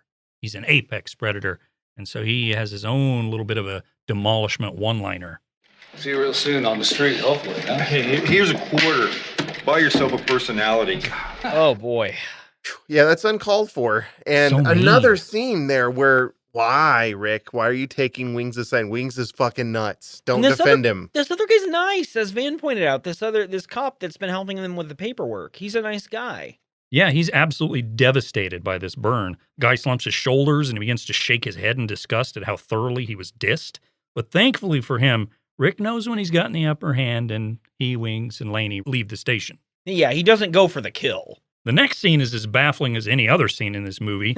We find ourselves in a fine dining establishment, I guess we'll call it. Rick and Cindy are having a date, I suppose. We hear a twangy guitar playing too loudly in the background. Well, it's a little too loud for the background. It's Very loud. in the foreground is how loud Yeah, it is. it's all you can hear. Rick is busy crunching on some chips or something. What kind of restaurant is this? I put ornate. I think that describes it, because he's eating these chips and he looks up and they see the owner or whatever who comes over, and his name's Benny. And Benny is like one of those Italian stereotype mob bosses. He's like, you come to my restaurant. How I love you. And he's very close to Rick. They've obviously Of course. been in the restaurant a lot of times, and he thinks Rick and Cindy are amazing people, so he has to come and say hi personally at their table. They must have had dates, back when they dated before, months and months ago, too. And he's really glad to see them in his I guess, Italian restaurant that has a waterfall and Doritos in a bucket. Yeah. So another thought is it's like a 6-course meal, and the first course is It's just chips. tortilla chips. It's an appetizer food thing. The main course is a taste of Italy, but first a taste of vending machine. This is the scene I mentioned earlier too that they shot strangely because You think? Benny is not in the scene. What the fuck? Yeah. We see his face once at the very And beginning. then that's it. And then it's just his midsection the rest of the way. But they continue to talk to Benny for like several more minutes, and he there- talks back. there's no Benny on the screen. If this was a movie where you thought the director was doing stuff with intent, you'd be like, okay, there's something mysterious about this Benny character that's the reason why we're not allowed to see him. Do you think maybe it really was a restaurant owner and he'd only stay on film for like 1 second and then he's like, I got to go back to work? I can So, see it. I just don't. Well, like he still read the lines though, so I don't know. I don't understand why they would shoot it this way. It bothers me. Well, when they see Benny just gets right to the chase. He doesn't dick around. He says, Rick, you got a new joke for me? Rick says, of course I got a new joke for you. I always have new I'm jokes. the funniest fucking guy in the world. I'm going to tell Rick's joke for you here. He says it's a physician joke. A very attractive young lady goes to the doctor for a checkup. The doctor says to her, hey, you got to disrobe. But she says, I'm very shy. Can I turn the lights off? He says, okay, and they turn the lights off. She finally takes off her clothes and says, doctor, where should I put my clothes? He says to her, put them right over here on top of mine. A nice rape joke. He's terrible. Yeah, Spencer got it right. It's not so much a physician joke as a rape joke. Well, the problem is she didn't go to the doctor. She went to the sexual assault doctor. Oh yeah. Everyone makes that mistake once or twice. This is a perfect joke to tell in a nice restaurant to the owner Benny. of the place. Well, Benny says very dryly to Rick, that was a good one. Rick says, that's not all, Benny. I got another joke for you. You see, it's another doctor joke. Quite a profession, am I right? It's pick on doctor day. He legitimately says it's pick on doctor day. And with Rick, it's the opposite of Wings Hauser. I believe all of that is scripted, and he Yes. thought that was very, very funny. He sat down and took 2 weeks to write these two jokes. Oh, yeah. I guarantee it. Anyway, this guy with a duck on his head goes to the doctor. The doctor looks at the guy and says, can I help you? And the duck says, yeah, get this guy off my ass. You see, it's an expectation subverting joke. Mm-hmm. You go in thinking the man is upset there's a duck on his head, but it turns out duck is upset there's a man on his butt. Couldn't have called that. Was the duck also a doctor too? Do you think? You think the Aren't all doctor? ducks doctors? Doctors. Oh, quacks. Oh, this Bunch is- of quacks. That's good. That's what he should have done next. He should have been like, oh, doctors are real quacks these days. Benny just fucking loves those jokes. Yeah, Oh, Benny yeah. says this is the best joke I've ever heard. This is what he says. Benny says, that's a good joke, too. I'll go prepare your favorite dish. And then he leaves. And then he wanders behind the waterfall. He could honestly have been behind the waterfall that whole scene because It wouldn't have changed We don't anything. know. Rick rambles about making a toast to a very special day, and Cindy toasts the best food in town, which can apparently be found here at Benny's. And then Rick says, I'm glad the weirdest thing that's happened in this scene already happened. Uh-huh. Oh, wait, no, wait, it didn't. Benny thanks them both and says, do you remember the wonderful taste and affordable touch? And Rick says, well, I remember falling asleep in the 503 section one time, and what the fuck is happening? I don't know what any of this is. It's absurd. Is this some sort of code? I think these three people are having a conversation. It's the same conversation, Yeah. but time has been warped and they're having at different points. Like Rick's at the beginning of the conversation, Cindy's in the middle, and then Benny's at the far end of it, and nothing is syncing up at all. No, I also wonder if like this is some sort of fucked up cut, the Champagne and Bullets, where they, instead of reading lines, played Mad Libs for 5 seconds.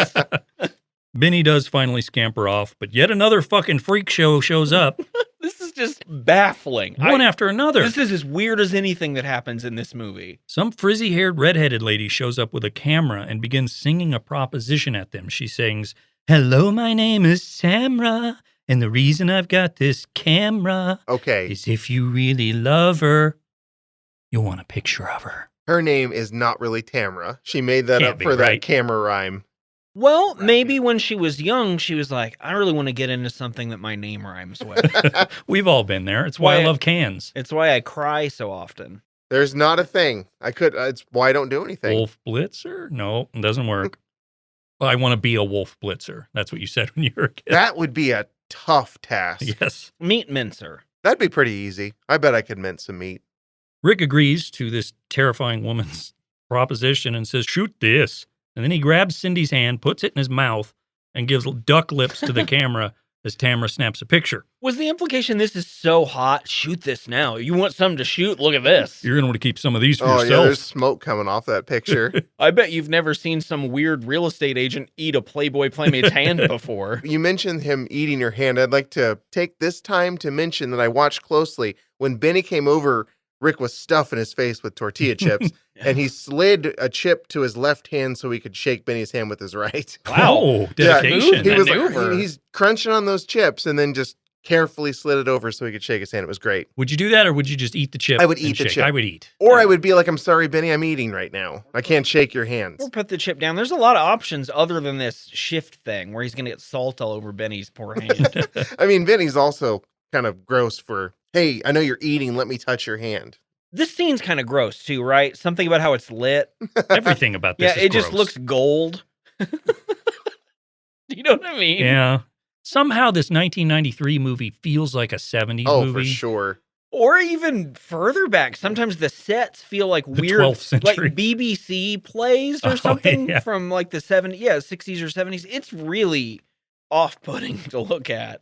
Tamara gives him a Polaroid of this beautiful moment and leaves, and Rick says, hey, they look like us, meaning the picture, because That's he's so fucking funny. Do you remember those jokes earlier? I told you I'm funny. What an embarrassment of riches to be such a good musician, such a good actor, Great editor. and be this funny. Rick tells Cindy she has the prettiest eyes he's ever seen, and she says with a very straight face, well, you don't take such a bad picture yourself. I think he does. He's never looked good. I think they negotiated to get her to that positive of a comment. They do more awkward, sexy talking to one another and clink glasses before finally this scene ends. He does one last, 60-year-old man joke, too, that she's so charmed by, where she's like, it's so good to be with you, and he goes, it is good to be with me. It's obnoxious. That is not, no woman hears that and thinks, I need to fuck you. They hear that and think, give me a Werther's. Satanists, glorious sex scenes. All of these and more await you, but first, let's take a break.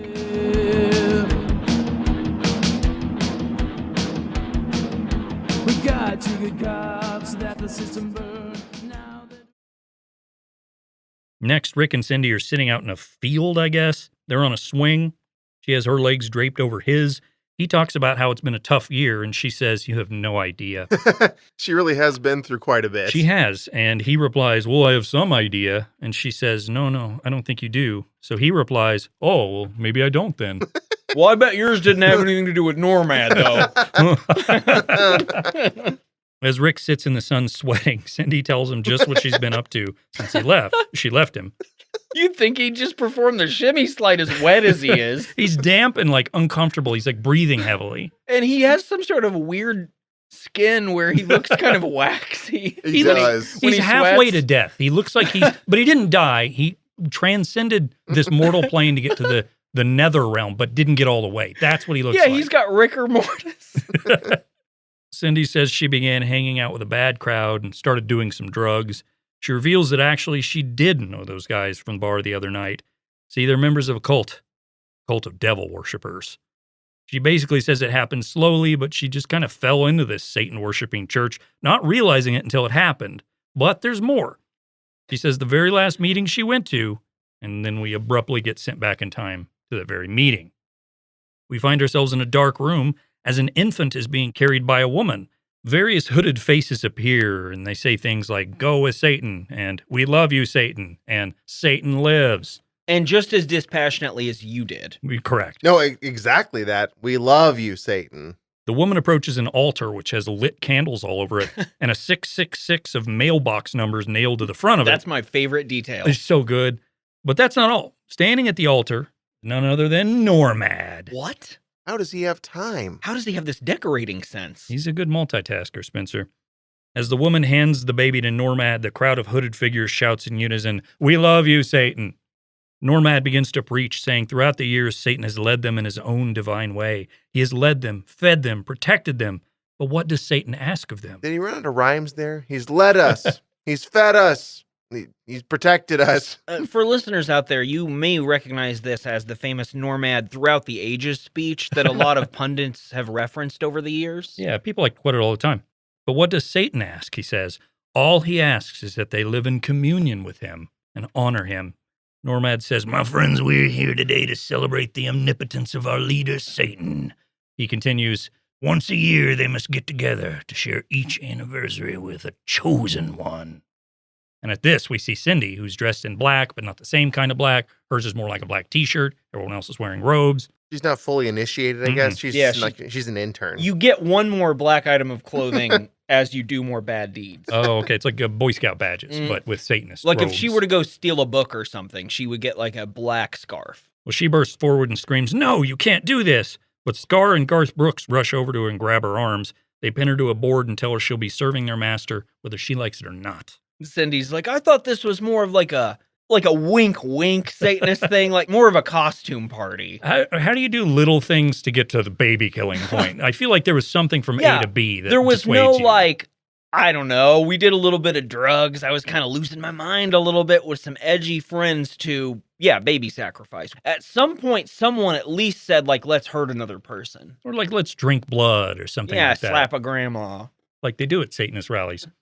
After tying her to that board and putting a gag in her mouth, a very annoyed Normad yells out, "Can we continue now? Come on!" And this is annoying. He was in the middle of his speech. It was right at the height. He's busy. He's got shit to do. She should know better. I'd be at the police station in the morning. Do you think he ever goofs up and goes to the wrong place? Like he shows up on a definitely. Thursday at the Satanist altar and he's like, "Oh, I was supposed to be a judge today." Or wearing his wrong work uniform. Like instead of his court robes, he's got his 666 robes on. Normad says they will be sacrificing this baby in honor of Satan, and periodically as he speaks, the crowd says, "We love you, Satan," and "Satan lives." And kind of uncoordinated. I love that about it. With like all the dancing. Nothing's coordinated in this movie. After telling the congregation to sit down, Normad rambles on and on about sending this baby to Satan and how faithful they are and how great Satan is, and it lasts just a while. Mm-hmm. And this is in this cut. It's far shorter than the others. This is probably a good 2 minutes longer, this scene, than the other cuts. Normad says, "Young one, if you only knew the greatness of this moment and the honor that has been bestowed upon you, then you would be as overwhelmed as we are." And he chokes up a little bit. He believes in this. In the other cuts, I will say, I didn't get as much of that. Yeah. This cut has more like, Normad has a code. Now, This is like their code's horrible. like cultist Thanksgiving. And he's giving thanks for this baby they're about to sacrifice. Yeah. And what is Thanksgiving if not a celebration of a lot of human murder? Fair point. Taking out an ornate dagger, he holds it above the baby and says, "This is our time of destiny. This is our time of deliverance." And as he says the final word, he plunges the dagger down into the baby. Well, kind of in front of it. And mostly around it. But blood covers the blade, and he then screams, "This is the time of deliverance!" a couple more times, and he repeatedly plunges that bloody dagger around the baby. And around is really bad at times when he's nowhere fucking near the baby. And maybe, like, this is the time to not have the camera get all of it. Right, exactly. Not Just the show his scenes face. where people are talking and you don't capture Oh their yeah, face. they could have been real dramatic and panned to the cultist audiences and just had blood splatter their Yeah. faces in little waves. Like flickering Or on Nomad's Normad's glasses. face, yeah. The crowd shouts, "Hail Satan!" And the screen fades back into the present, where we see Cindy telling the story to Rick. Normally, my glasses are tinted with modern technology, but currently they're tinted with blood. That's pretty badass. Baby blood. She begins to sob and say she's sorry over and over again, clearly distraught that she couldn't do anything to save that child. Rick responds by pawing heavily at her shoulder and hair. And to basically say, that's okay. That's exactly what he says. Also, if you told me that whole story, I don't know why you're kind of telling some of the details of it now. It's almost like my flashback wasn't really put in the right place. And also a follow-up question from Rick to her. How are you still alive? How did she get out of there from that point? They're clearly willing to kill, and she's seen all their faces. Well, and she says here, she heard through some friends that the Satanists are trying to kill her because she knows too much. Yeah. That's what they're up to the She other does bar. know too much. Are her other friends still in the Satanist church? Is that how they've heard of this? I guess so. I don't know how they'd hear of it either. So there's a mole in the church that's feeding her information, you think? Probably Normad. He's got another job. This is LA. Again, like this is the second largest city in the United States. I feel like, where's this grapevine? Rick continues to paw at her and tell her not to be scared because they'll work through this. We'll get through this. This is the most no big deal response to this sort of problem I've ever heard. Dead baby, it's fine. Like you've been apart from the person and they say like, a normal thing. Like, oh, I was in another relationship. It Not didn't a really get problem. that serious. And that's what you would say. Mhm. But that's what he says to this whole baby sacrifice thing, too. Nothing horrible is going to happen in the next hour of this movie. I promise. It's fine. Cindy sighs and asks about Rick. She's like, I've been talking so much. What about you? Tell me your Satanist stories. I feel like at that point, he'd be like, no, we should keep talking about you. You witnessed a baby murder. Well, she does drop a bombshell, Spencer. She says, are you still trying to be an actor? And he pivots immediately. He's like, oh, No Let's more talk about dead that. babies. Let's talk about Hamlet. I haven't had a performance in this movie in 10 minutes. He says he auditions every once in a while, and while she wonders if he still uses the same monologue, and wouldn't you know it, he sure does. He just knows the one. He asks her if she wants to hear it for old time's sake, so I ask you guys, you want to hear a monologue? Yes. To be or not to be, that is the question. Whether it is nobler in the mind to suffer the slings and arrows of outrageous fortune, or to take up arms against a sea of trouble and by opposing end them, to die, to sleep, no more, and by a sleep to say we end the heartache and 1,000 natural shocks that flesh is heir to, 'tis a consummation devoutly to be wished. And thus, conscience does make cowards of us all. You found the word. Took him a while. And thus, the native hue of resolution is sicklied o'er by the pale cast of thought. And enterprises of great pitch and moment with this regard, their currents turn awry and lose the name of action. Bravo. Bravo indeed. Just like everyone he auditioned for said at the end of it. Oh my God, good job. You're too good for us. We can't hire you.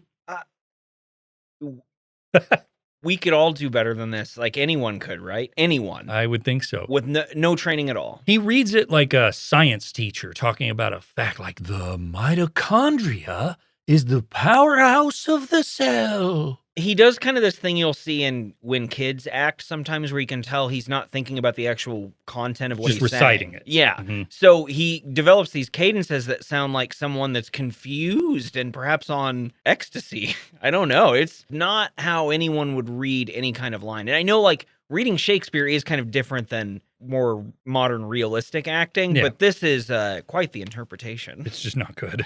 It's a good thing Cindy brought a change of underwear. She's just so horny for her elderly man that they head inside. And by I the was fireplace. thinking at this point, I am too comfortable watching this movie. Well, have I got a story for you, Brian?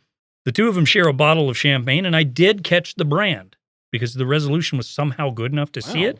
Moet and Chandon White Star. What it is was a French champagne that was priced at $42 a bottle. The two toast to new beginnings, and they have sexy mumbling banter that even the closed captioning couldn't figure out at this point.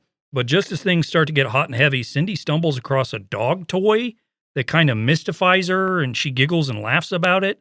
Rick is just clearly super horny because he grabs it, refers to it as one of Duke's friends, and throws it across the room, desperately trying to get the woman, who is at best a third of his age, to jump on him. You want to meet another one of Duke's friends? They pot one another for a while and eventually begin to kiss, but there are two things we need to talk about as we enter the first sex scene in this movie. Firstly, that dog toy that Rick tossed away has some sort of speaker in it, and although we can't hear what it's saying, we hear it rambling in the background for a while. We would be able to hear it a little bit better, if not for Rick's duet that is, again, dominating the score. Bingo. The second thing we need to mention is the soundtrack. You see, the whole time the scene has been going on, there's a song playing in the background, and that song is being sung by John DeHart, and it's way too loud, like every other song in this movie. It's also not a good song, so I thought, let's listen to the sex music. Starting over, and you feel like you're gonna fly. And it gets more atonal after that. I want to know who the female duet is. Yeah, because I don't think it's her. I don't think so. No, it's not. It was a friend of his. It was a friend, okay. Yeah, he credits her by name in one of those interviews. But then he kind of just goes on about how much he did. The sex scene that's happening right now lasts for 3 minutes and 22 seconds. I timed it. Uncut. It's one of the hardest 3 minutes and 22 seconds that I've ever had to endure. And look, people fuck. People everywhere fuck. Ugly people fuck. Old people fuck. I've fucked. It's not pleasant to think about, but I think in the grand scheme of things, Americans are really prude when it comes to sex Yeah, I and the agree. human body. That said, I don't ever, under any circumstance, want to think about John DeHart fucking, and yet here we are watching it. I'm not running out trying to find some sort of fucking goblin porn. There's not any actual fucking going on in this scene, by Lots the way. of ice. What's actually happening is a shirtless but still khaki pants wearing Rick takes a piece of ice from the champagne bucket and grinds it violently into Cindy's nipples. Oh, it You know looks what? awful. Ugh. It looks like he's trying to put out a cigarette. And It really she's does. kind of writhing Mhm. in pain, though, not in ecstasy, but in these pain. are not like sexy moans. This is And- like I'm uncomfortable. Their fetish here is that, again, Rick is half business casual, half nude. And then Cindy is dressed up like Christ on the cross in kind of a diaper, like kind of Toga. shawl toga. It's only wrapped around her very most private parts. Mercifully, the scene fades out and we find ourselves in the future sometime at a bar where Rick is wearing his best 1990s FUBU polo shirt. Looks like a little boy, except for then you see his face. Well, and the shirt's tucked into his pants too, like his mom did that for him so it wouldn't get too dirty. And it's too big. The shirt's like 5 sizes too big. Right at the start of this scene, his face is just exuberant. I mean, he looks happy. Well, he just got laid by someone a third of his age. Do you think they filmed this right after he pawed all over her? I think so based on the way he acts, because he's not an actor. He couldn't pretend for that to happen. Wings Hauser's here too. He's sitting in front of a dartboard, throwing darts at it from inches away and still missing, embedding darts in the drywall and saying loudly, "Close!" It's pretty clearly during the day here. We can see sunlight coming in from somewhere. And the bartender at this shithole has a tie on, like he's a sophisticated bartender. He is. He works at Laney's. Yeah, Laney owns a lot of businesses, doesn't she? Mhm. She's successful with her. Well, she's been around for eternity. All the characters, like Rick has all these things he does, Laney has all this stuff. And honestly, Normad, the ultimate multitasker. Definitely. Watching Wings bash darts into the wall, Rick pipes up and says, "Congratulate me. Cindy and I are getting back together again." He outlines the couple's future plans, saying, "We're going to spend a few weeks at Duke's and then get a place together." It was at this point when I was watching that I realized Duke's. That was who had the toy? Yeah. So either it's not a dog toy, No, it is. or it is a dog toy, and Duke is a dog that owns a lot of property. Duke's a homeowner. Good for Duke, you know? Duke, well, it started out small. Duke got a little loan from his parents that were also dogs, and then was able to buy that house. And he's kind enough to sublet one of his kennels to Rick and Cindy. The other option, of course, is that he's a man, but he really likes chew toys. He just has to chew on something. You know what? Hell, that's probably actually it. Wings responds not how Rick would expect, however, instead drunkenly rambling about how he can't afford to pay the rent and how Rick is just leaving him hanging there. I'd like to point out that Wings is exceptionally drunk in the scene, and I don't mean Huck Finney is drunk in the scene. I mean Wings Hauser, the actor, is drunk in this scene. And he is incredible in this scene. It's amazing. I think the character he's supposed to be resentful toward Rick, and this goes a lot further, and be just out of control. And this is actually, in this cut of the movie, explained a little better, I think, because of how the scene ends. Mm-hmm. But Wings is great here. I know maybe he went a little too method acting for it, but he seems on the verge of actually destroying everyone in the room. He slurs, he burps, he walks over lines. It's kind of worrisome to see it because you're literally watching a man break down in front of you during a shitty movie. You know, art and life, the lines just blur. But the gist of all of this is that Wings is mad Rick is moving out and leaving him there by himself. So despite the fact that Rick has now become betrothed to a Playboy playmate 50 years his junior, Wings isn't happy about it. No. Rick tells Wings that he should just get another roommate. After all, Ed's looking for a place. And this disgusts Wings. He's like vile Ed. What do you think Ed's deal is? He might be the dog. Duke is a man who loves chew toys. Ed is a dog who owns property. Who doesn't like chew toys? Correct. It's like an odd couple situation. Wings quickly changes the subject here and starts bothering the other two guys who are at the bar, asking if they want to hear Rick read something Hamlet wrote. Well, Dickhead in Purple, as Wings calls him, says no. Dickhead in Purple then asks if the other guy wants to hear something Hamlet wrote, and that guy says, "Who's Hamlet?" Which just delights the inebriated Wings Hauser. He loves it. Now, I need you to know exactly how drunk Wings Hauser is here. Let's just listen in as he verbally assaults some poor drunk dude at the bar, all while Rick just looks on inquisitively. My buddy here It might. knows how to talk about Hamlet. He knows the lines. You want to hear it or not? Not right now. Maybe later. Oh, later. You know what this tells me about you, Mr. Fringe? Fringe fuck benefit. It tells me that you got no class, okay? You got no class. Hey, look at me. Look at me. You got no goddamn class, okay? My buddy here can speak Hamlet. All right? You want to hear it or not? So appealing. Again, all while the shimmy slide is going on in the background there. Yeah, what fuck? Mr. Fringe Fuck Benefit, which is my new favorite insult. I have no idea what it even could mean. The whole time, Rick, or I should say John DeHart, the man, is watching Wings Hauser like he's watching art, and he is. Yeah. This is amazing. He's watching a stage play. Like this is a forceful performance. Wings then orders a bottle of Class from the bartender and requests one for Rick too. Rick says he's about to leave. This causes Wings to somehow descend even further into madness, and he starts accusing Rick of banging his wife. He says to him, "Cut to the truth, Rick. You nailed her, didn't you, huh? Oh, wait, I mean, you made it with her, didn't you?" Here's what I'm thinking happened. The line was written as, "You made it with her." They did the scene. Wings said, "You nailed her." And Rick finally stood up and he said, "No, Mr. Hauser, I believe the line is he made it with her." And then Wings Hauser did this cut where he got both in. Maybe Rick reminded him of the line, and then Wings, being absolutely wasted, kind of just put them both in there. Rick denies this endlessly, but Wings continues accusing him of nailing his wife. He says she had her ass up in the air for everybody else. Why not for you? Yeah, why not for you? I mean, look at you.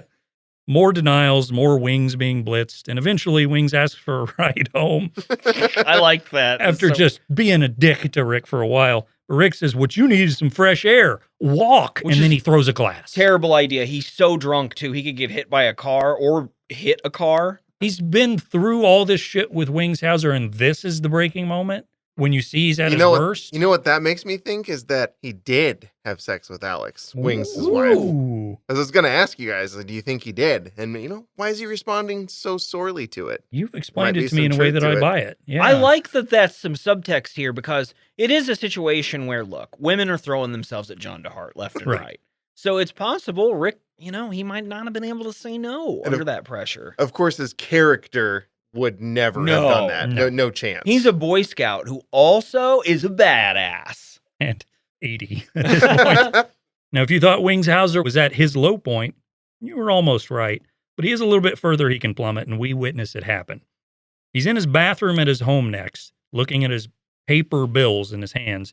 He picks each one up, states out loud what it is, like gas, electricity, and of course, landlord. Not rent, landlord bill. And then he uses his gun to shoot through the paper. That means you don't have to pay. I guess. Done. When you're all finished, you just flush it down the toilet like he did and just cackle. Got out of those bills. Whew. Close call with the debt collectors.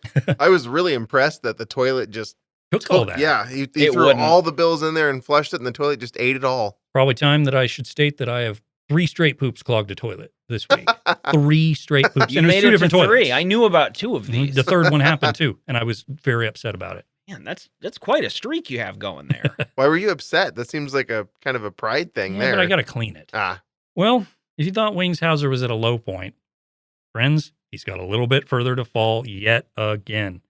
We see him passed out on his couch, surrounded by empty beer cans and just a bunch of like Native American Southwestern design style blankets, like that Adobe kind of patterning. Do you think he bought those after he got into the whole talking to Sam, the statue thing? Or Sam came with them.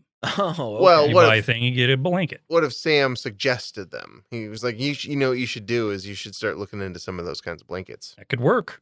But right now, a beautiful woman with her leather pants on, which also might be the same pair that Rick usually wears, is here. She's leaning over Wings, gently shaking him awake very softly. And we get a brief Wings Hauser view of the unfurnished, sad room, and he stumbles awake and says to the woman, "How do I look?" That's the first thing that comes out of his face. He really woke up there, I think. It turns out this is his ex-wife, Alex, who reveals she's here for her alimony money. He tells her he doesn't have any money for rent. He doesn't have any money for food. He just doesn't have any money. She tells him he's going to have to just borrow it then, and he scoffs at her. He starts arguing and says the line, "Why do you need this money all of a sudden? What about this fat guy you're driving around with in a Mercedes-Benz?" Now, as he says this, the camera person is sitting on the floor focused on the two of them, but the camera person decides it's a good time to get a close-up. So while the scene is happening, the cameraman, who I presume is like sitting cross-legged on the floor, has to climb up and get closer to Wings, and the camera just shakes the whole time getting there. Do we know if John DeHart was the cameraman? I'm assuming. That's how he threw his back out. Alex says anyone she could have been seen with would be better than you, Wings, and she's right at this point, very much right. But anyway, he's just a bum cop. Wings starts yelling about how when they were together, she would spend all of his money, and he ends up throwing a full beer can with beer in it flying all over the room. Well, did you see the charges from the Beverly Center? What were they? A lot. Holy shit. That's just another one of those LA details that they throw into this movie where they okay. give a specific, like when they say something's on like Cahuenga Street earlier. Right. Wings then accuses her of fucking all of his friends, and she says it doesn't matter. You're going to pay me what you owe me. Somehow, Normad comes up in the conversation, and we find out that not only was she sleeping with Wings' cop buddies, she was sleeping with his cop enemies.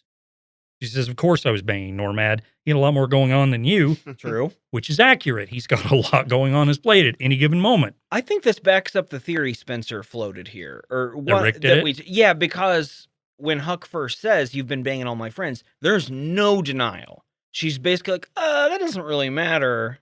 You know, kind of implying there have been a lot. Maybe not just Normad, maybe a certain shimmy slider. Can't resist. He was sad because he just broken up with Cindy. I'm sure they were still together when that It could be divorce then, happened. yeah. But, yeah, it could fit right together. And they knew each other, obviously. She was married to Huck. Maybe she consoled him at a bad time. And she reveals to us that Normad is no longer just a cop, though. He's also a judge. What? He's made it up the scale. But that you'd have to be in the judicial I was system, gonna working as say, a lawyer first. Not really How a it works. career path Nope. that I've heard of. If you're Normad, you just get to be a judge. Hmm. She gets mad and grabs the phone and says Wings is going to pay her no matter what, but now he's not going to pay with money, he's going to pay with suffering. She dials the cops and screams for them to come to their address because she says he's trying to kill her. When she hangs up, she rips off her own blouse, exposing her breasts and screaming, "Do you remember these? You didn't even know how to treat them either." Which I don't remember that line being in the other cuts. I don't think so. She runs outside where the police have arrived and ends up right in the arms of a cop who looks like a fat-faced version of that Baldwin brother that's always in Christian movies. He also looks like Gary Valentine, Kevin James's brother. I just didn't associate that because I didn't want to associate that. She tells the Baldwin that she just came here to collect some alimony money and that Wings tried to kill her. But by now, Wings has come out and he tells the cops she's being a lunatic and that she did it all to herself. But then she starts screaming at him, and then this domestic disturbance is just in full motion at this point. Eventually, they're screaming at one another and Wings spits on her, which is another one of those things that I guarantee wasn't in the script. No, I think he just did that. The Baldwin cop accuses Wings of drinking, and this sets the man off again. What do you think tipped him off on that at all? The reeking stench, but then again, he irons it into his jeans. He always smells like it. Wings once again reiterates that she was here and pretending that he was attacking her to get back at him, but the cop says, yeah, we'll tell that to the judge. This causes Wings to really lose his shit, and for the second time in one movie, he begins to punch and attack police officers. I think it's the third. Third, It yeah. is the third time, you're right. Yeah. He does Good it all the God. time, every other scene or so. Eventually, the cops subdue him and drag him off to the police station, but not before he gets in one last one-liner. You never know a woman until you've seen her in court. I gotta tell you also, when Alex says, I'm gonna make you pay by making you miserable, when she walked in there and saw, what about this is not already so miserable and sad? You would think that debt was paid by that Yeah. point. I will say, though, that she was not going to get any other form of payment out of Wings. You could see a situation, and when she's saying you're going to get the money, you're thinking when you watch it, he's not going to get that money, Alex. No. You're not going to get that. So she has a point in like, well, then I'm going to get it out of you this way. If he had a way to get money, he would have gotten it for himself already. Like, he would have found a way to do that. And drank it. The money directly. Yeah. But Alex isn't taking this one-liner sitting down. She's married Wings for a reason. Maybe he married her for a reason. He knows she's got good one-liners like his buddy Rick. She says to him, if your friends were dynamite, you wouldn't even have to blow your nose. What does that mean? I don't know. Well, that's what she says. And that's it for part one of Champagne and Bullets.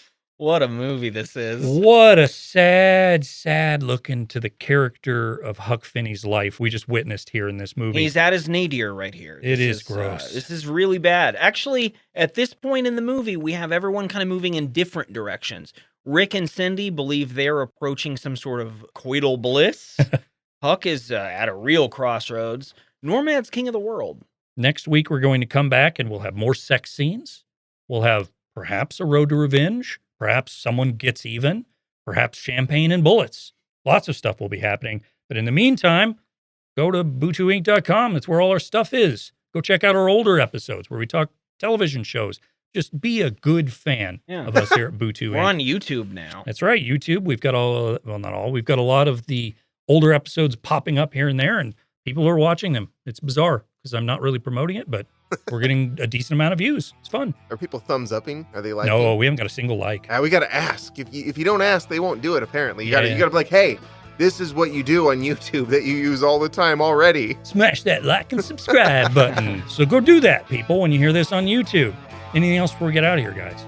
Not a problem. Well, they're sleek and they're sliding all across the floor, grooving 2 by 2, stomping for some more. That's when my eyes catch you and my heart begins to sing. Oh, pretty baby, I imagine you can swing. The beat starts moving as they push me from my chair. My fingers start snapping when I run them through your hair. I got to get to you, but I get to the side, 'cause everybody's doing the shimmy and the slide. You're on fire when I grab you by the hand. Your waist is moving with the rhythm of the band. My eyes swell up as you take me for a ride. Come on, pretty baby, let's do the shimmy slide.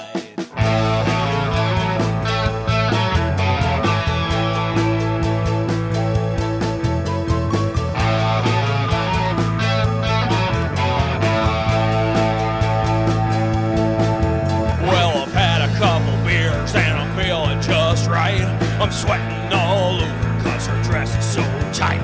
I try to act cool, but you just won't stop. Oh, pretty baby, you make me so hot. It's time to go home, you're gonna jump in your car. I know I got it started 'cause my heart's on fire. You say jump in, let's go for a ride. Maybe we'll do the shimmy and the slide. Your heart's on fire when I grab you by the hand. Your waist is moving with the rhythm of the band. My eyes swell up as you take me for a ride. Come on, pretty baby, let's do the shimmy slide.